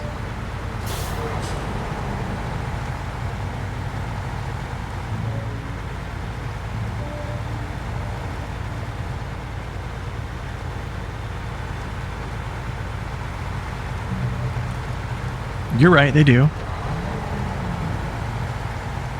They do. I'd like, you know, I'd like to find purchase numbers. I think that will show you right there. Actually, that actually wouldn't show you, to be honest, because I could purchase a DLC and not play it. So I don't think that would be a good argument. But I mean, I've been streaming since 2021, on and off. And I can tell you that I feel like here's the thing is there's a very small quantity of players that play this game that have a ton of time to throw at it. Do you see what I'm saying? The game takes a long time. Now add in extreme difficulty and add in a player base who probably doesn't have a ton of knowledge and probably doesn't have a ton of skill. And then you throw in some of the hardest maps in the game, basically, which is Year 1 is the hardest maps in the game, ending with Season 4.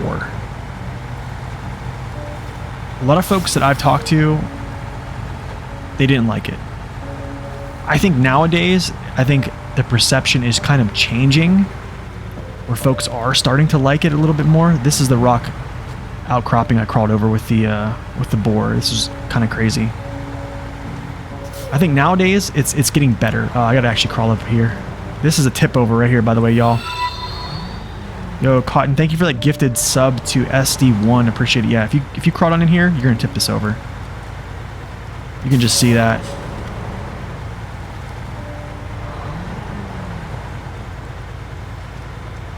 You feel the Year 1 pass was made with more effort? Yeah, I agree. No, I agree too. I do think the Year 1 pass was made with more effort.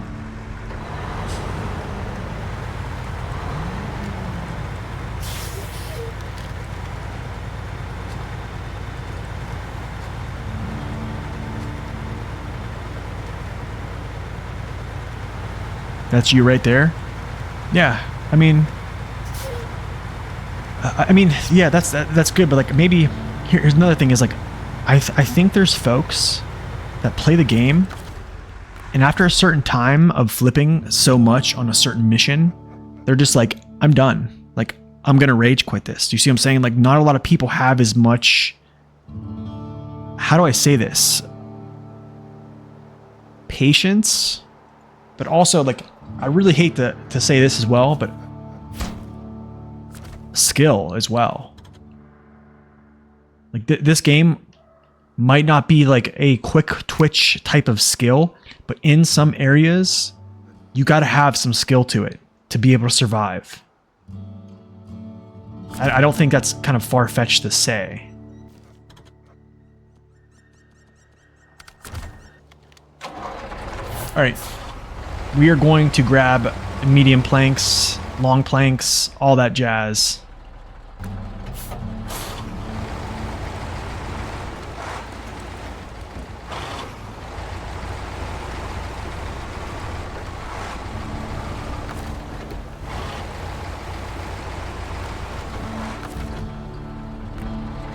You felt the same when you played Spin Tires for the first time? Yeah. I felt that way when I played this for the first time, too.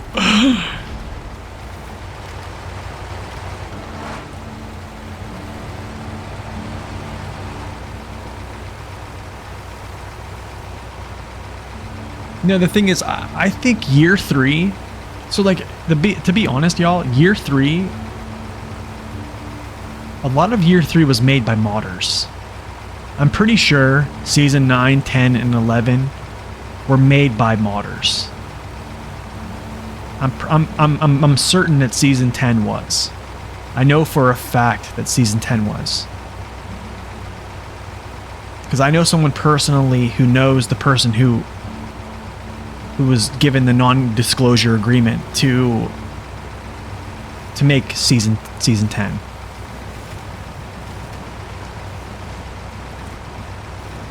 You know, people who quit the game, frustration, tipping. But also, you got to think about this. Like, SnowRunner was known for being difficult. Jigsaw does have a very good point. It was known for being essentially the Dark Souls of the off-roading world. However, I think to kind of come into the point where I'm going to add in SD1's point and District's point is we started to get really good trucks in the game that are basically plug and play, press the gas, and you're pretty much good. And then the game starts to get easier. I think the game has gotten easier because of the weaponry we've been given.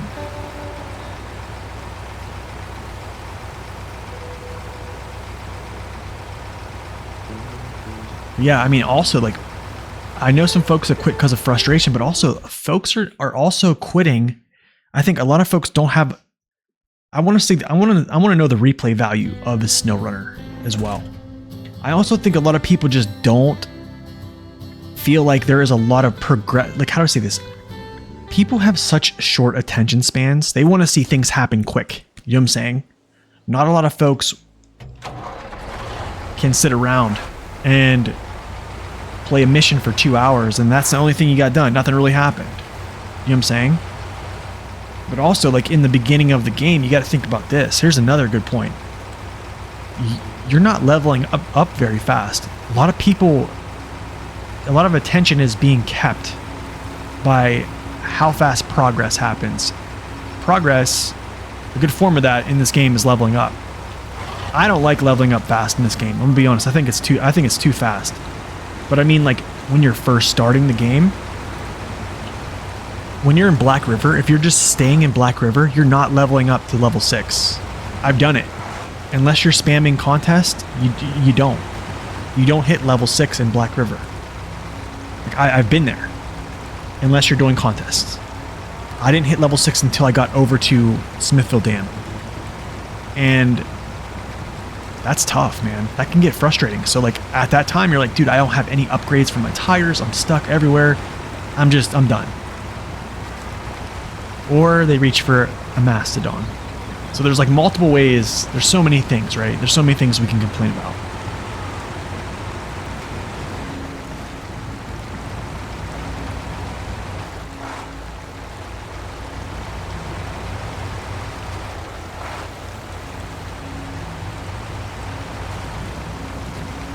But yeah, I don't know. We all have our own experience with how the game has been going for us and how it should go.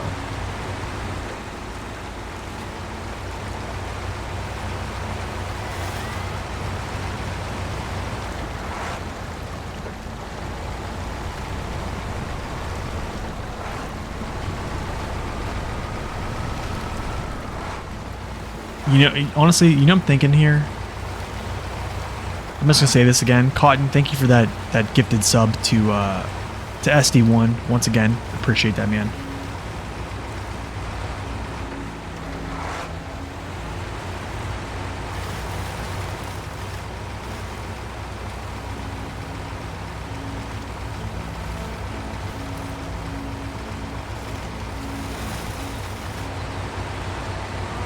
Yeah, no, I agree. I agree with that, Jigsaw. I agree with that. I think minus season 10 having two, well, now they're two incredible trucks, but those are really strong additions, I gotta say. But there was some work done that took a whole season to basically bring those to, like, total fruition. But I think minus the trucks we were given that were kind of really powerful in season 10 was pretty straightforward.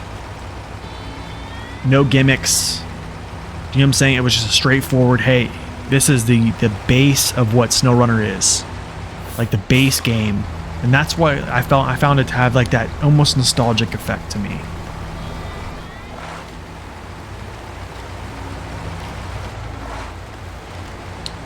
So essentially, SD1,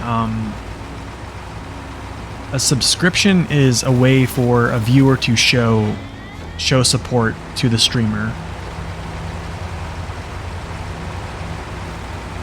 through, like, basically it's a donation, but it also allows them to not have any Twitch ads or any ads to come up. So what happens is there'll be ads come up, which honestly, ads give me hardly any revenue at all. So, but support from a sub does a lot, actually. Okay, so I'm gonna refuel. I'm gonna refuel both of these characters, actually. I don't need to do this. That's right, I don't need to do this. Okay, let's go.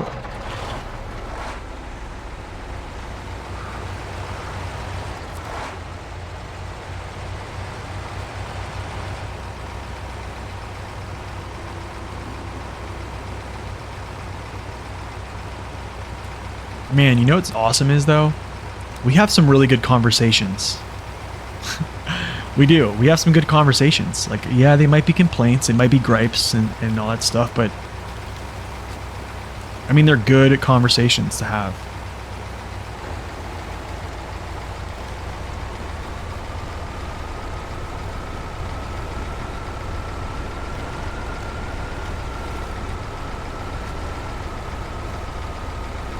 There we go. Now we just gotta slip through. Just like that.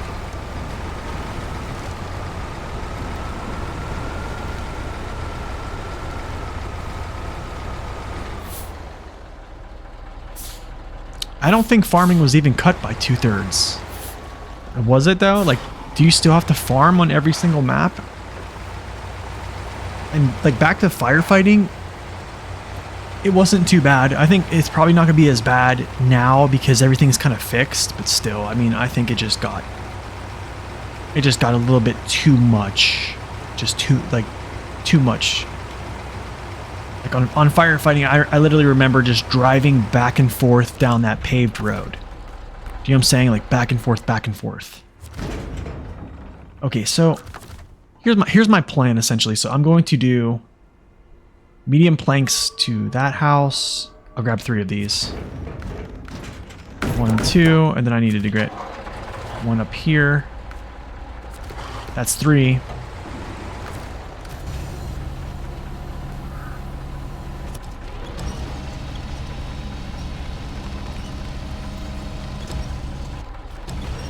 Yeah, I think if 2/3 of it was cut, I would say it's not that bad.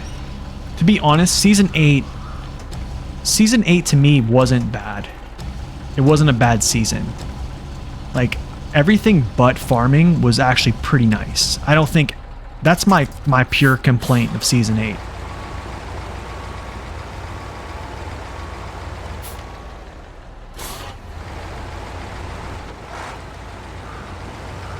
I mean, the thing is, like, Season 9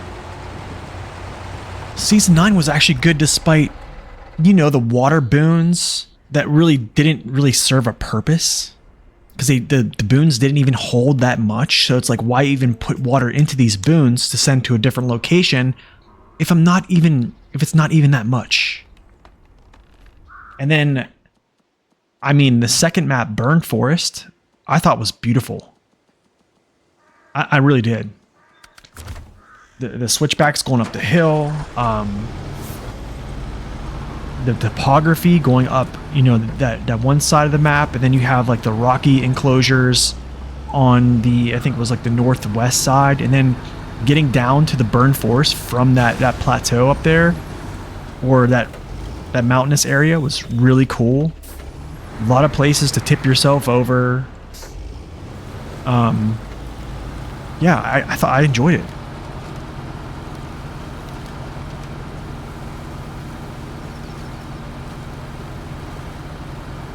Yeah, they do. They do. They do use it beyond its limit. That's very, very true.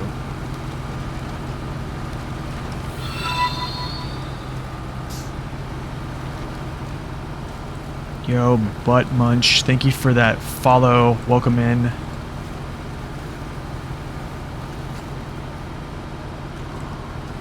Yeah, that's true. I think that's what happens is they, when they introduce a new mechanic, they tend to make it too much. And I think they do that for fear of someone saying it's not enough. You see what I'm saying? So they overdo it. So it's like, you know, I don't know. Okay, I'm gonna leave him here, and I'm gonna go with this truck alone. And then we'll do the other one with the... Yeah, we'll just go alone here.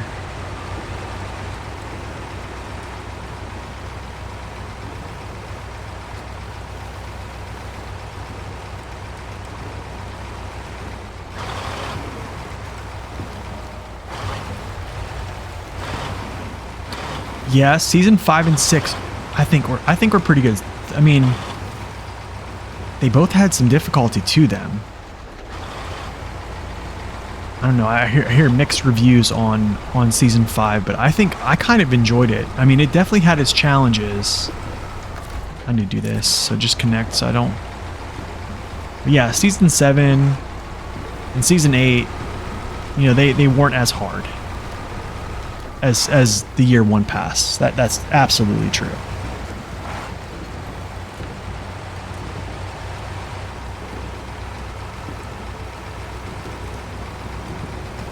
Yeah, it kind of was bugged in general. I had this bug where every time I ran over this bush, it would grow. And it grew to the point that it literally would just stop my vehicle. It was just incredible. It was just like one of the craziest things.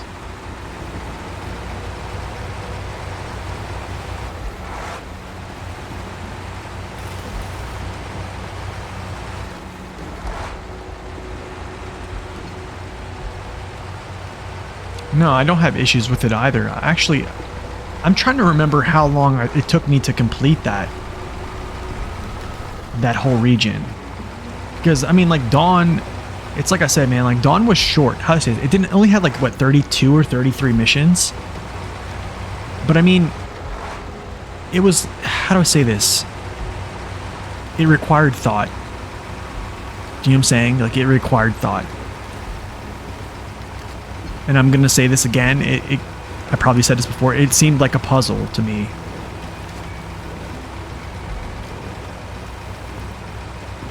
Like, not everything was just as linear as I would like, I guess. Like, you know, my linear process is different. I'm like scouting, picking up upgrades, and then I do tasks. On the Dawn, stuff doesn't really go like that.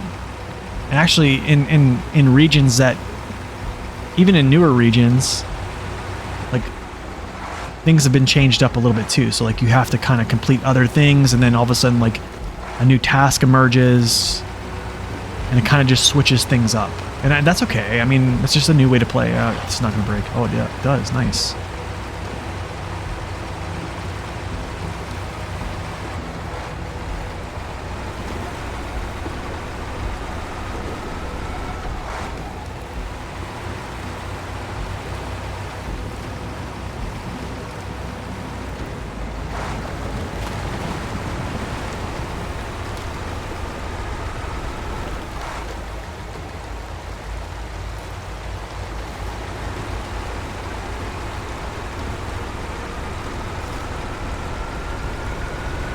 But I mean, let's switch gears here. What is everyone's favorite region right now? You have the base game and 11 seasons. What is your favorite?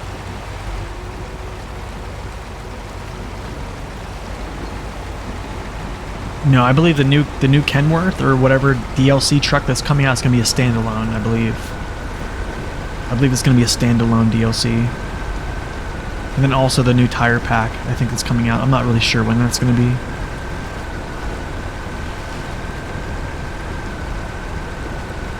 Yeah, I mean, Dawn is kind of funny, honestly. Like, yeah, I still think it had a decent amount of difficulty to it.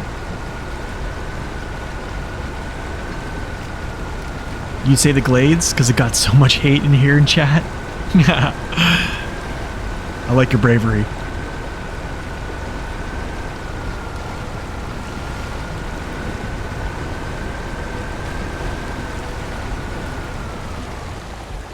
Well, that's a stall.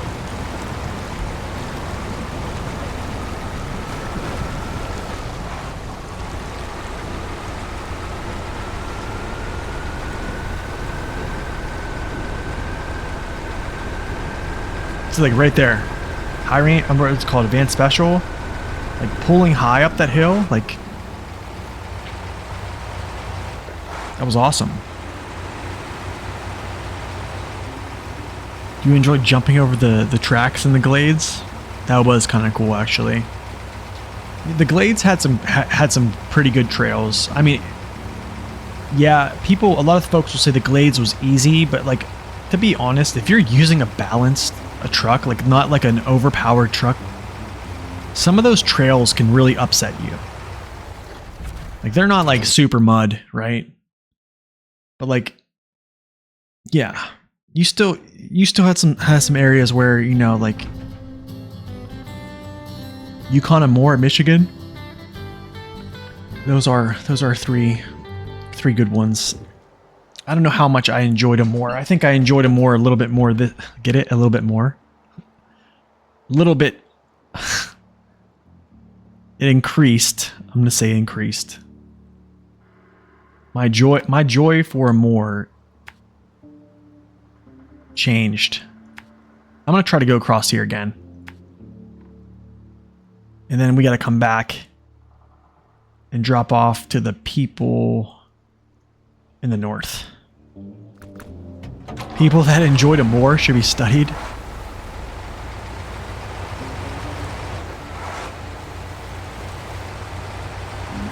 Yeah, Cotton, that's a good point. Starting with absolutely nothing always felt great to me. That honestly, me too, man.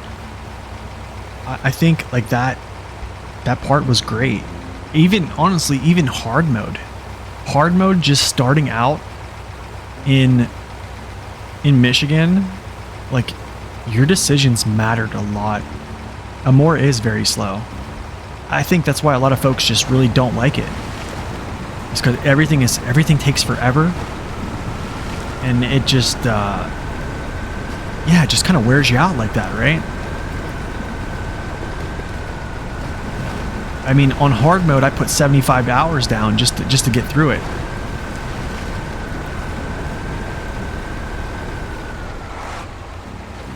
You're loving Maine on your second visit? Yeah, Maine is cool. This has been a good map. But I honestly, I'm gonna probably say Amore, my first playthrough was probably over 100, maybe 125. I'd probably say 125, but like doing it in 75 hours on hard mode is still pretty darn good. I'm not trying to pat myself on the back, but you know, you're driving trucks everywhere. You're setting up fuel stops. You know what I'm saying? All that stuff. There's so much that goes into it. But I really think I did enjoy it a little bit more because I knew more. Get it? Oh, that's funny. Enjoyed more because I knew more. Oh gosh, look at this terrain. Just glitched out, man.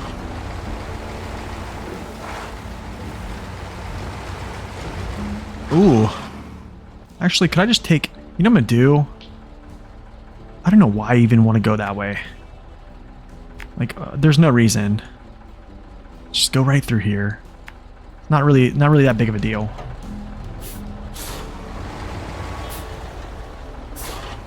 Yukon was great. There wasn't too much mud or ice. Love the missions. Yeah, there was a lot of cargo.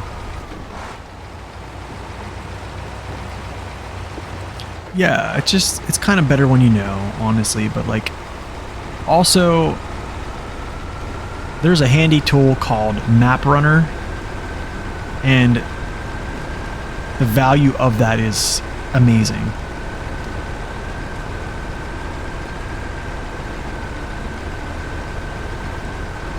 Okay, so now I got another question. What is your favorite map that I have played on stream? Like which region have I played that you've enjoyed the most? You like Maine and Amore because they both give me these big crane trucks. Think outside the box. Yeah. Yep, I know exactly what you're talking about. Did I pass up that marker? Dude, I can't believe myself.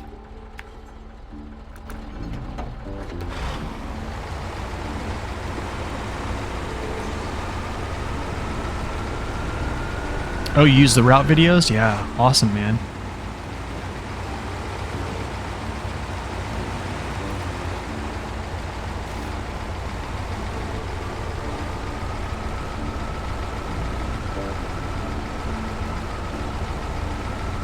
Wow, that kind of went through there faster than I thought it would.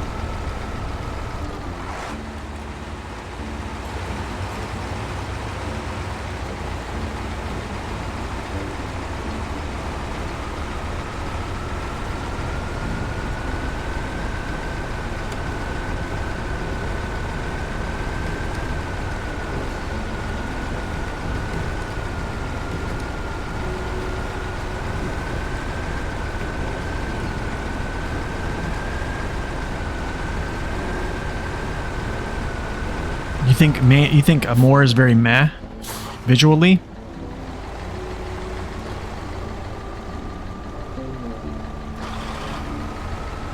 That's weird. That is very weird, that low.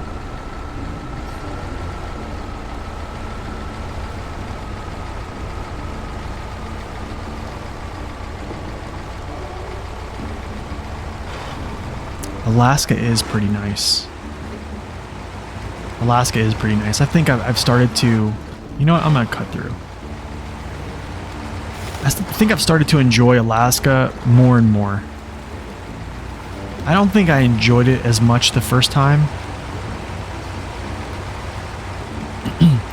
Because to be honest, I think when I first started playing, I wasn't a real fan of snow maps. I think still I kind of prefer just a regular... like I don't know, a summertime or fall map. But I mean, I have enjoyed the winter maps a lot more.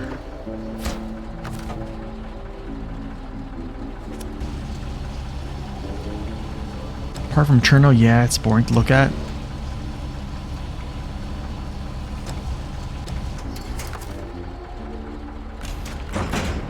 Okay, let's go. How do I turn around here? Best way. I feel like.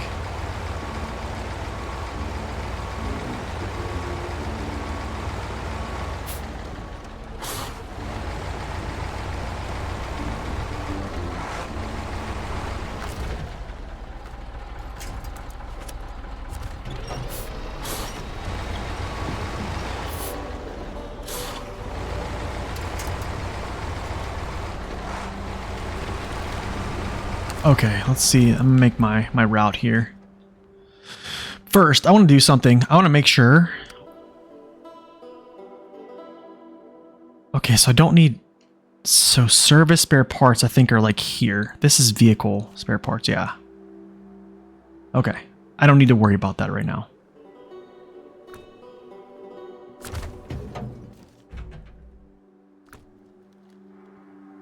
Okay, let's get... I'm actually going to go back the way I came, to be honest. I'm not going to go through the ice. I think the Azov is just too heavy to go through that. I don't even want to test it.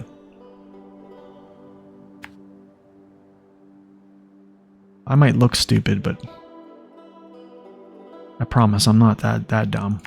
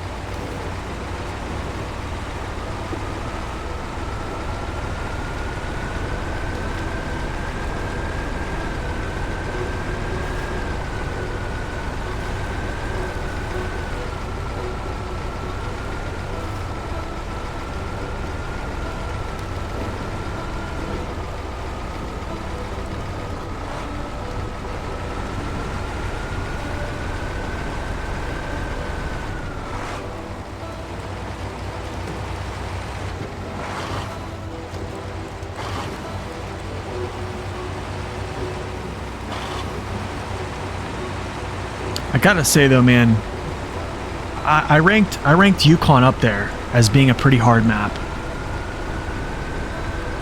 I definitely think it was difficult, and I think I'd still say that today, regardless of what vehicles we have. I mean, you can give yourself... Here's the thing about the game is like, a lot of times your vehicles can kind of do the work for you. So it kind of like masks, you know, how well you do actually playing the game by, you know, the vehicle just being that good. And we all know the vehicles I'm talking about. But there's in some cases, man, where it just, you can't hide it. You know what I'm saying? The vehicle can't save you. And in Yukon, there's a couple places where you can't be saved. Same thing with like NAI, Northern Aegis Installation. Even Erskine River, actually. Cosmodrome, not so much, except for maybe going up into those mountains.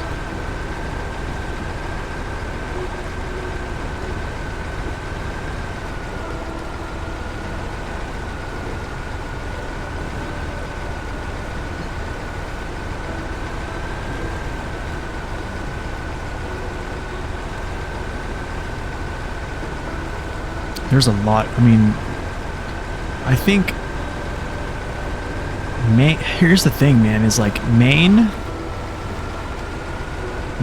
Yukon, even, honestly, even Wisconsin, cargo heavy. You know what I'm saying? Like,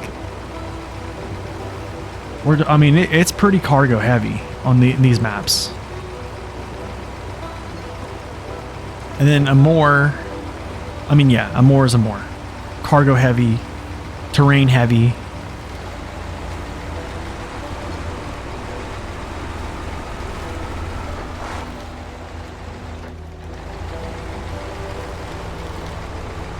Let's see if I can thread this needle again.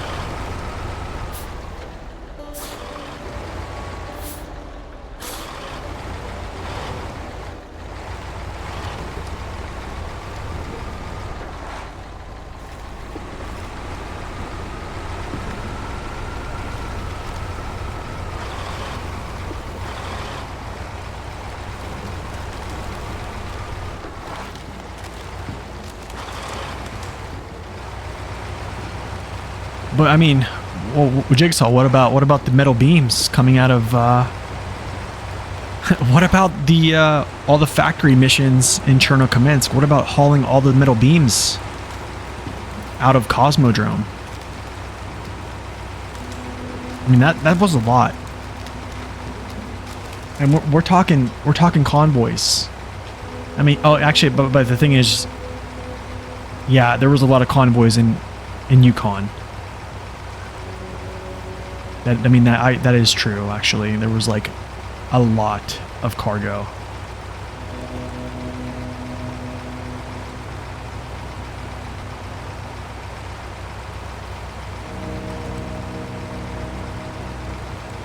Here's the thing, man, about Wisconsin is people, I still see people getting tripped up. Here's the thing, man. Here's the thing about like Black Badger Lake is folks, for some reason, folks want to navigate all through this side of the map. Okay? For some reason, people want to... When you guys watch me play... When you guys watch me on my hard mode, I don't think I came up this road more than once. This road will tip you over real fast. Especially right here. This is all downsloping, okay? Not really a good area. Unless there's some type of task or you have to drive cargo from here or some type of mission, you should not be coming down through here. Like, you just really shouldn't. But like some people, they want to use this way to traverse to get up into here. Do you see what I'm saying? Or you get over here. You should never do that. Literally just come down this way, go across a bridge, this bridge here, jump down, and then just literally walk, not up the trench. You come down the beach, jump up through here, and then you basically just weave your way through. Or you just run down through here. There's ways to get up here. It's so much easier. It's just, it's kind of...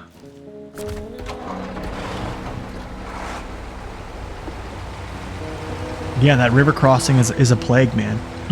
The crazy thing is, man, the Dan, without its active suspension, with a full semi cargo or semi trailer of cargo, I think it's actually on my review of the Dan. It might be. It handled that without tipping at all.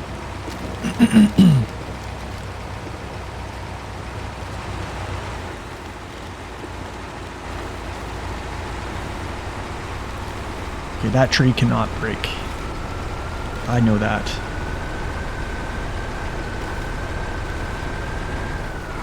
If that's true, Cherno, you can calculate. Yeah.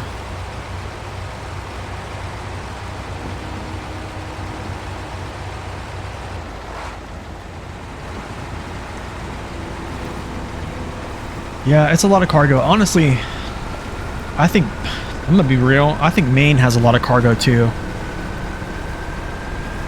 This has been a lot of cargo.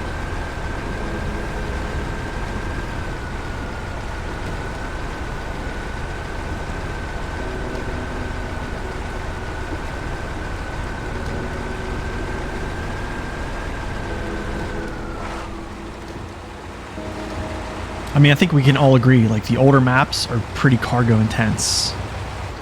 I think, like, in recent times, they've kind of toned down a little bit, which I'm kind of glad for.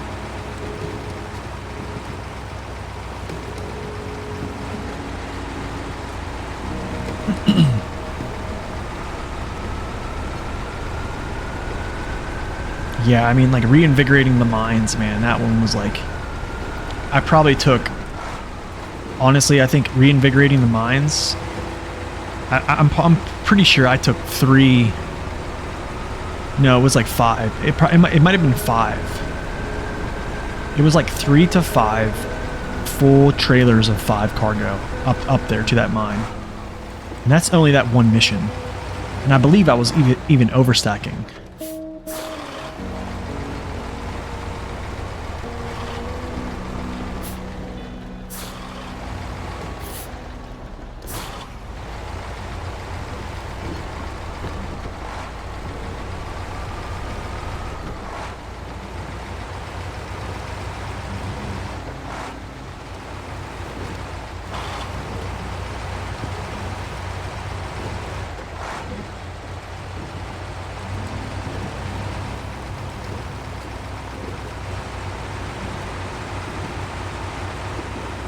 Yeah, I was gonna say, definitely, Wisconsin definitely was a little, terrain-wise, I felt was easier.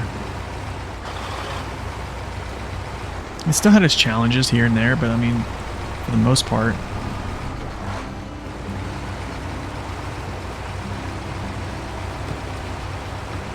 Alright, so I'm gonna try to walk this, just to kind of show how much we would, maybe not.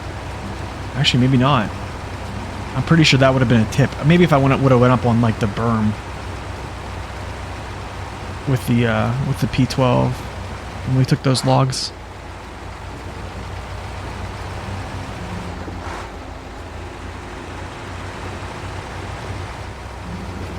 Yeah, honestly, like, it's just a lot of cargo. Cherno's oil facility. I'm trying to remember that one.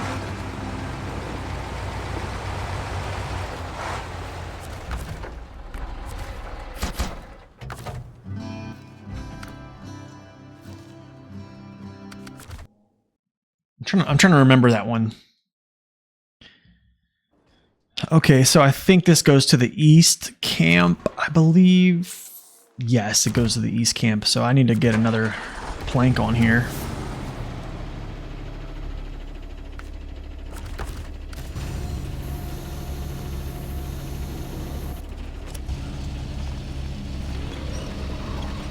Yeah, was there an oil plant in Cherno?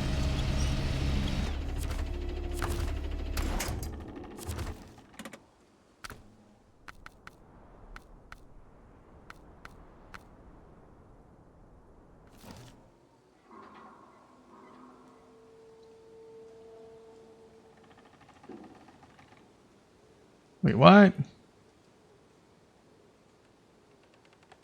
I'm trying to remember what you're talking about here. He means the alpha, beta, gamma? Oh, that's right here. Yeah, those were, but that was like a majority of the missions. Actually, I mean, like, I think, did we have to unlock these? We had to open these plants up too, which took a lot.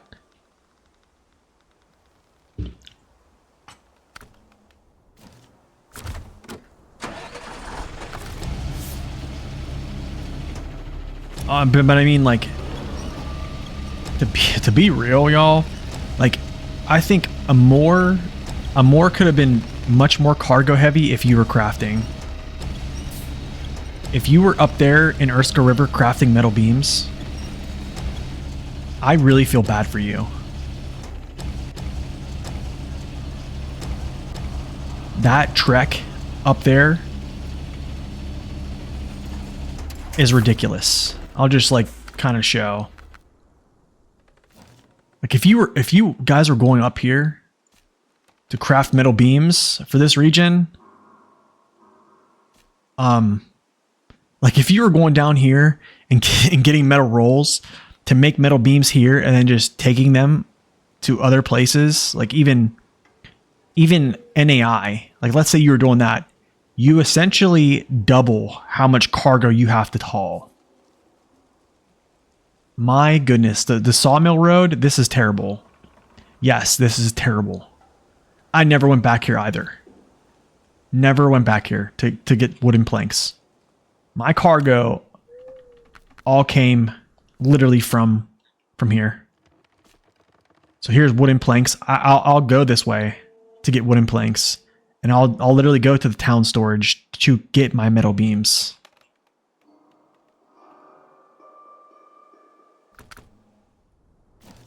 But I mean, I think if you're using those crafting areas,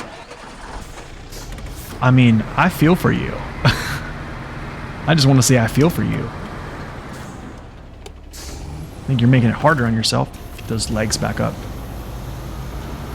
But I feel for you all the same.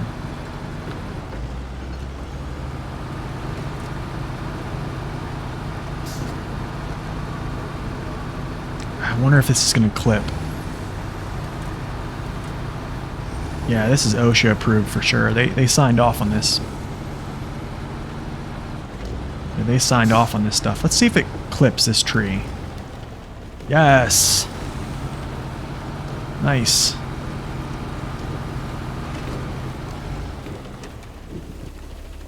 Look, we're weeble wobbling today, boys. Let's do it. Yep, take the trench. Weeble wobble through the trees. Oh my goodness. Let's go.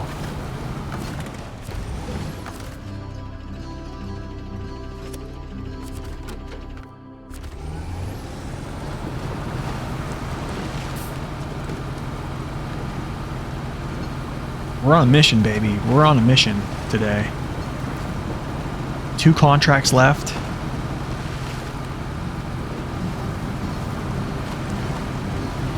We got this, guys.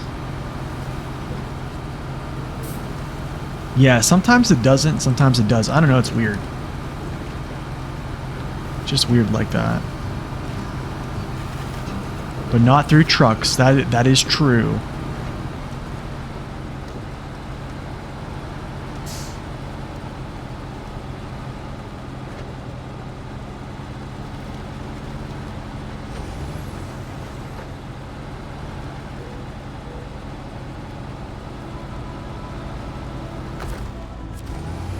Go, mister. Oh, that's right, I'm in the thick of it.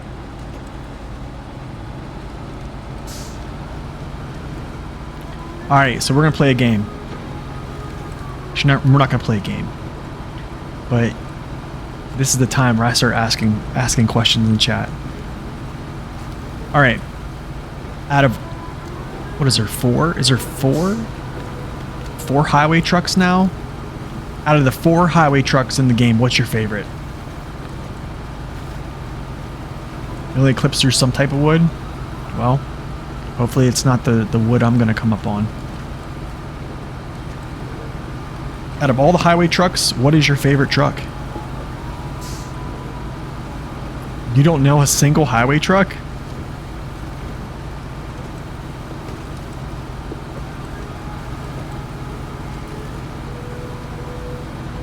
57X, really? District, I expected you to say the Transtar.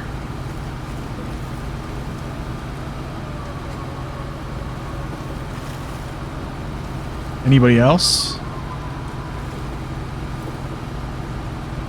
MH9500 for Snowy.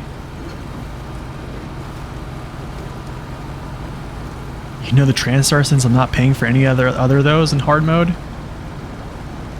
That's all you've been using lately?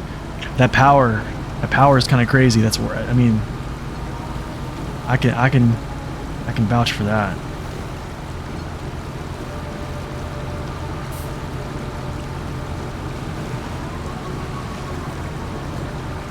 GMC, the 8th slot. Oh my goodness. Swimming with fishes. Man, this thing's pulling 6 gallons a minute right now. Yikes.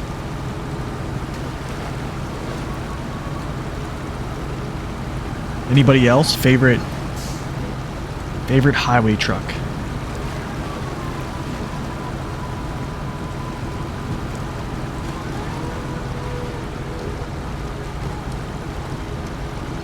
Alright, next question. What is your favorite heavy-duty truck? If you do not know what a heavy-duty truck is, go to Map Runner, go to Vehicles, uncheck everything, all the other vehicles except for heavy-duty.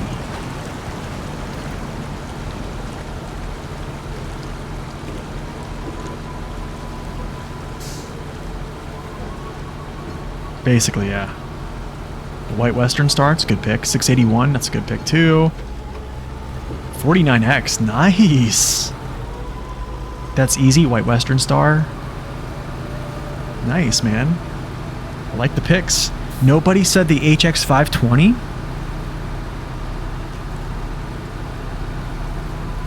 I'm surprised. Let's see if this goes through. Clip? Nope, it doesn't. Ooh. That's not wood though. That's a pole.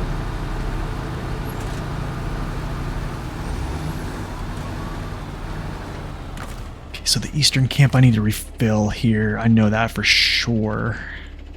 I know that for sure. Eastern camp. District, you liked it 520. For overall usefulness and stability, White Western Star. The Fleet Star, aesthetics only. Fleet Star's aesthetics are pretty good. I like it. Okay. Alright.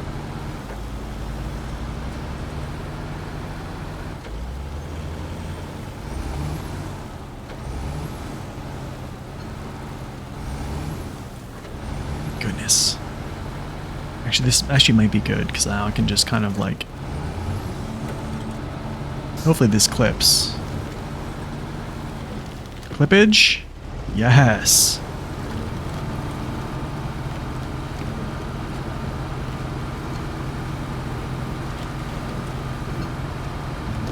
We're gonna go over this little rock fall over here too. Man, no one even said the CT680. No one even said the Brigadier. No Brigadier votes. My.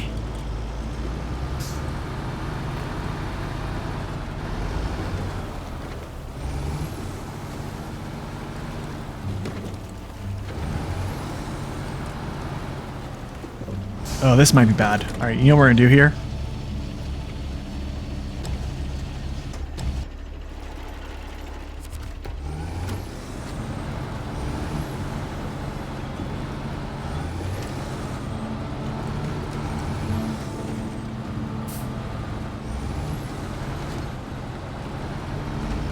Counterbalance.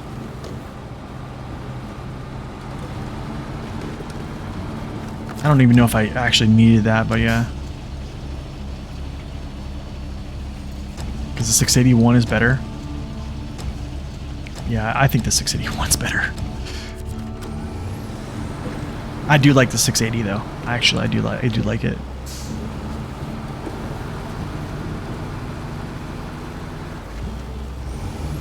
Both of them got suspension problems.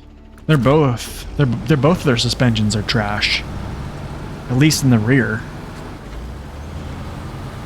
That's my biggest pet peeve. Actually, it's not the dead axle. I can deal with the dead axle. 605 has similar suspension in the back, but the thing is, man, I don't know that I want the 605 to flex or to give much, because I want my saddle still to sit high whenever I put something down on it.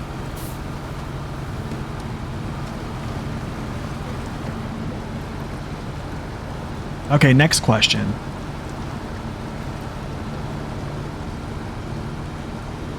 Best off-road class vehicle.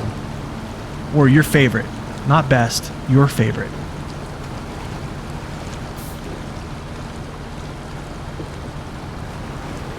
Voron Grad, it's a good pick. Azov 6.4, good pick as well. ANK, nice. I take it you're probably saying the Civilian.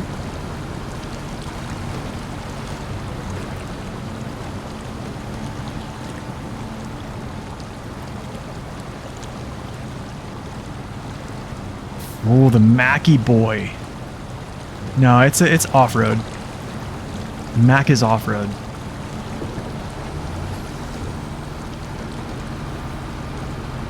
The Civ indeed, nice. Man, I don't know. I might be changing my mind. The Mac defense has come up actually for me a lot. No comment. No one said the 6455B. No one said the 6436. Mac with honorable mention to the M916A1.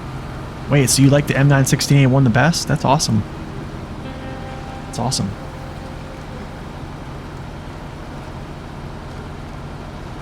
I'm not gonna lie though. I do like I like the 114 SD actually, kind of. It's got a place in my heart a little bit too. But I think the 64141 is like is my old friend. Okay, hold on a second. Let's go scouts. Let's go scouts. What's your favorite scout vehicle? Scout class. Do not say the Action. Do not say the Warthog. Do not say do not say the what's called the Crocodile. The Burlak. Okay. The Ford F750, the Jeep, I'm guessing you're talking about the Wrangler, the Loaf, good picks. Tatran, the Wrangler, Hummer, good picks. I like these picks, man.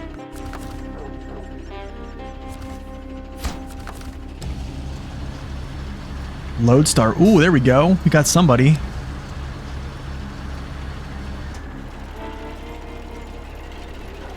The Lodestar's reinvigorated using scout trailers for you. It kind of has, yeah. I guess so.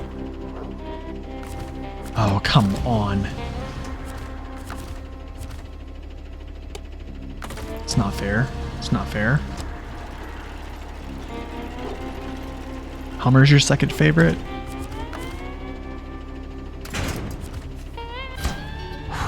Goodness, let's go, boys. Burlak for versatility. It's like a Swiss knife. The Defender. You like the Defender. Which one? 90 or 110? Probably the 90.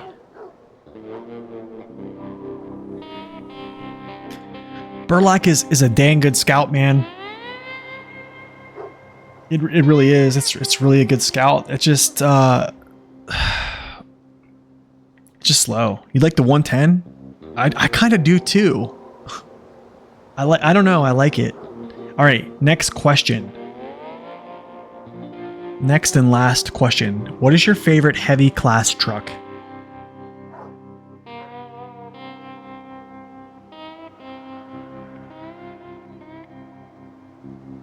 This one's tough. This one is tough. Why you guys say that? Okay, so up in the mountains, let's see. Great job. It's chilly there, isn't it? Here's your pay. 26,500. How much does that equate to? Let's see. Let's see how much we got. Did we break 8 hundo? Nice. 8.5 now. Hummer has also stability, big, heavy enough, doesn't struggle. Yeah, I agree. It can haul a trailer with not too much trouble. The Dairy 4520, I like that pick. I like that pick. Heavy class trucks that are your favorite. P512. Nice. That's a good one too. 73210, most versatile, but when it comes to hauling heavy stuff, it doesn't have the juice, and Dairy Special is better. This message was sponsored by Zix Haters.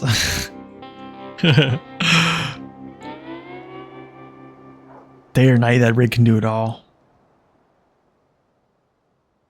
The Western Star, the Twin Steer, 6,900. Wow. There's a pick for you. I didn't expect that. That's good. I didn't expect that. That's really good. Wait. Which truck do you hate, District? You mean the P512? Let's check out this next mission. Short logs, yuck. Good thing is we can just grab medium logs literally from this camp right here. So it's like or this camp right here. So I just drive right here, boom, pick it up, drop it off. That's good. Short logs, that's probably going to be a thing that I don't really want to go do, but we're going to have to do that. No, the 612. Oh, okay. Dairy Special has grown you, but you probably go with the 512, the P12. That is respectable. That is respectable, I have to say. Have not seen that. A lot of folks like the P12. You like the Kenny? Kenny's pretty darn good. Kenny is pretty good. It's definitely an S tier. When do you get the Dairy Special? You don't get the Dairy Special until Season 9. But it's on the first map. Actually, Season 9. Let's see here. Yeah, Season 9. Season 9, first map. That's a really good one too. I'm actually looking forward to that, but it's not going to be for a while.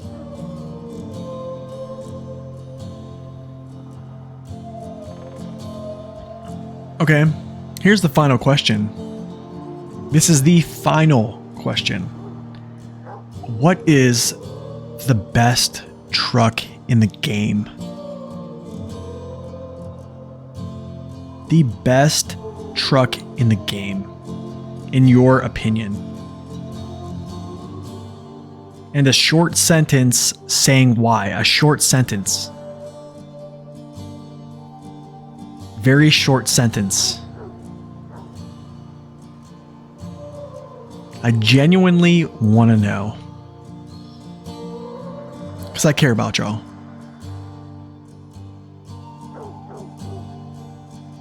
Azov 6-4, when you take into account where you can get, that's true. That's true. When you take into account when you get it. Oh, yes, that's true. Yes, when you get it. Yes, absolutely. Just better at everything it does. Most fun and useful. The Boron Grad. Easy to drive. Fuel control. Versatile. Dang. Got a lot of... 2 people have chose the Voron Grad. The Mac defense for me, all-arounder. That's true. Can do pretty much any task and looks great. That is also true as well. Repair rack makes it super survivable and has good gearbox options as well, I might add. Also has great stability. And it's heavy. And it has good tire options. Well, yeah, pretty good tire options. The 6900 twin steer? The boat. Yeah, that is a crazy truck, man. Honestly, when I watch someone that's really good at driving the twin steer, I honestly feel inferior. I almost want to pull up Timmy Gunn's video real quick before we... Let me see if I can find that.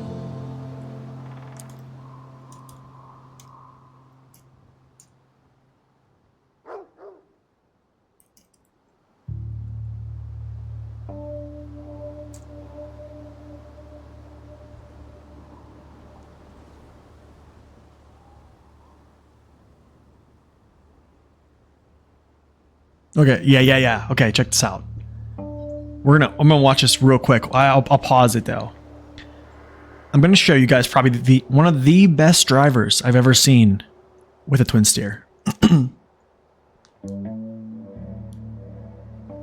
right, let's do this. Let me show this. Capture off. Timmy Gunn. Okay, let me go back to. Okay. You serious? No, not like that. I think, can everybody see that video? Like, does that cover the whole screen? I'm pretty sure it does. Okay, we're good. I think we're good to go. Okay, check this out. All right, little background here. This is Timmy Gunn. He used to stop in and watch my stream a little bit, okay? This was 3 years ago. So this is actually prior. This is prior to the ever having a all-wheel drive upgrade, okay? Container delivery contest, yes. I'm going to show you guys how amazing he is, just with how amazing this truck is as well, just without all-wheel drive. And then I'm going to show you what he does with, I'm going to have to pause here and there, or I'm going to just get a copyright strike, so. And then I'm going to show you what he does with all-wheel drive. I don't know if someone can beat this record with a Tega. I seriously don't know. Like, this thing just pushes. Already in high gear. So I can't see chat right now, so this right here is amazing. My goodness. If he didn't do that right there, there's like a mud pit that he would have to go through and probably would have cost him maybe 10 seconds there. So he's kind of skirting around this mud here. Push, push, push, push. Oh my goodness. All right, I have to pause because if I don't, I'll get copyright strike. Yeah, he's gonna, his lifted suspension, 63-inch tires. This is probably one of the most interesting pieces right here of this. Okay.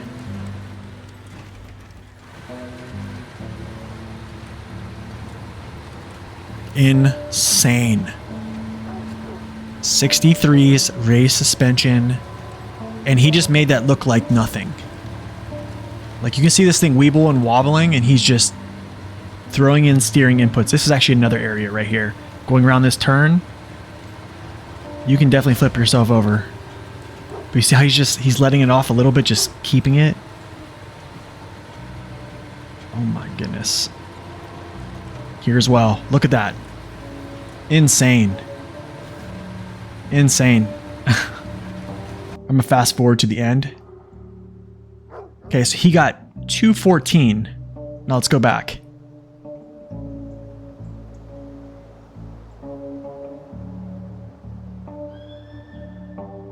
Here, okay, I'm gonna check chat again. How much failed attempts before this one? I'm not sure. I'm not sure, but here is with all-wheel drive.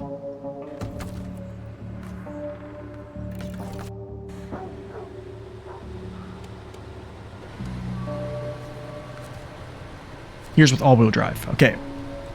2 minutes and 14 seconds. I don't know. Once again, without any damage that time. So he doesn't even have all-wheel drive on right now.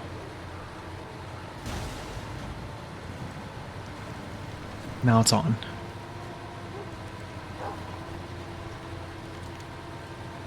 I actually thought his first run through this area right here was faster. I think his first run where he dodged that mud pit on the outside was faster. But I want to see how much faster he goes through this. Man, he's actually cruising through here really quick. Oh my goodness. That was insane. Okay, I gotta stop it for a second. That is insane. Insane.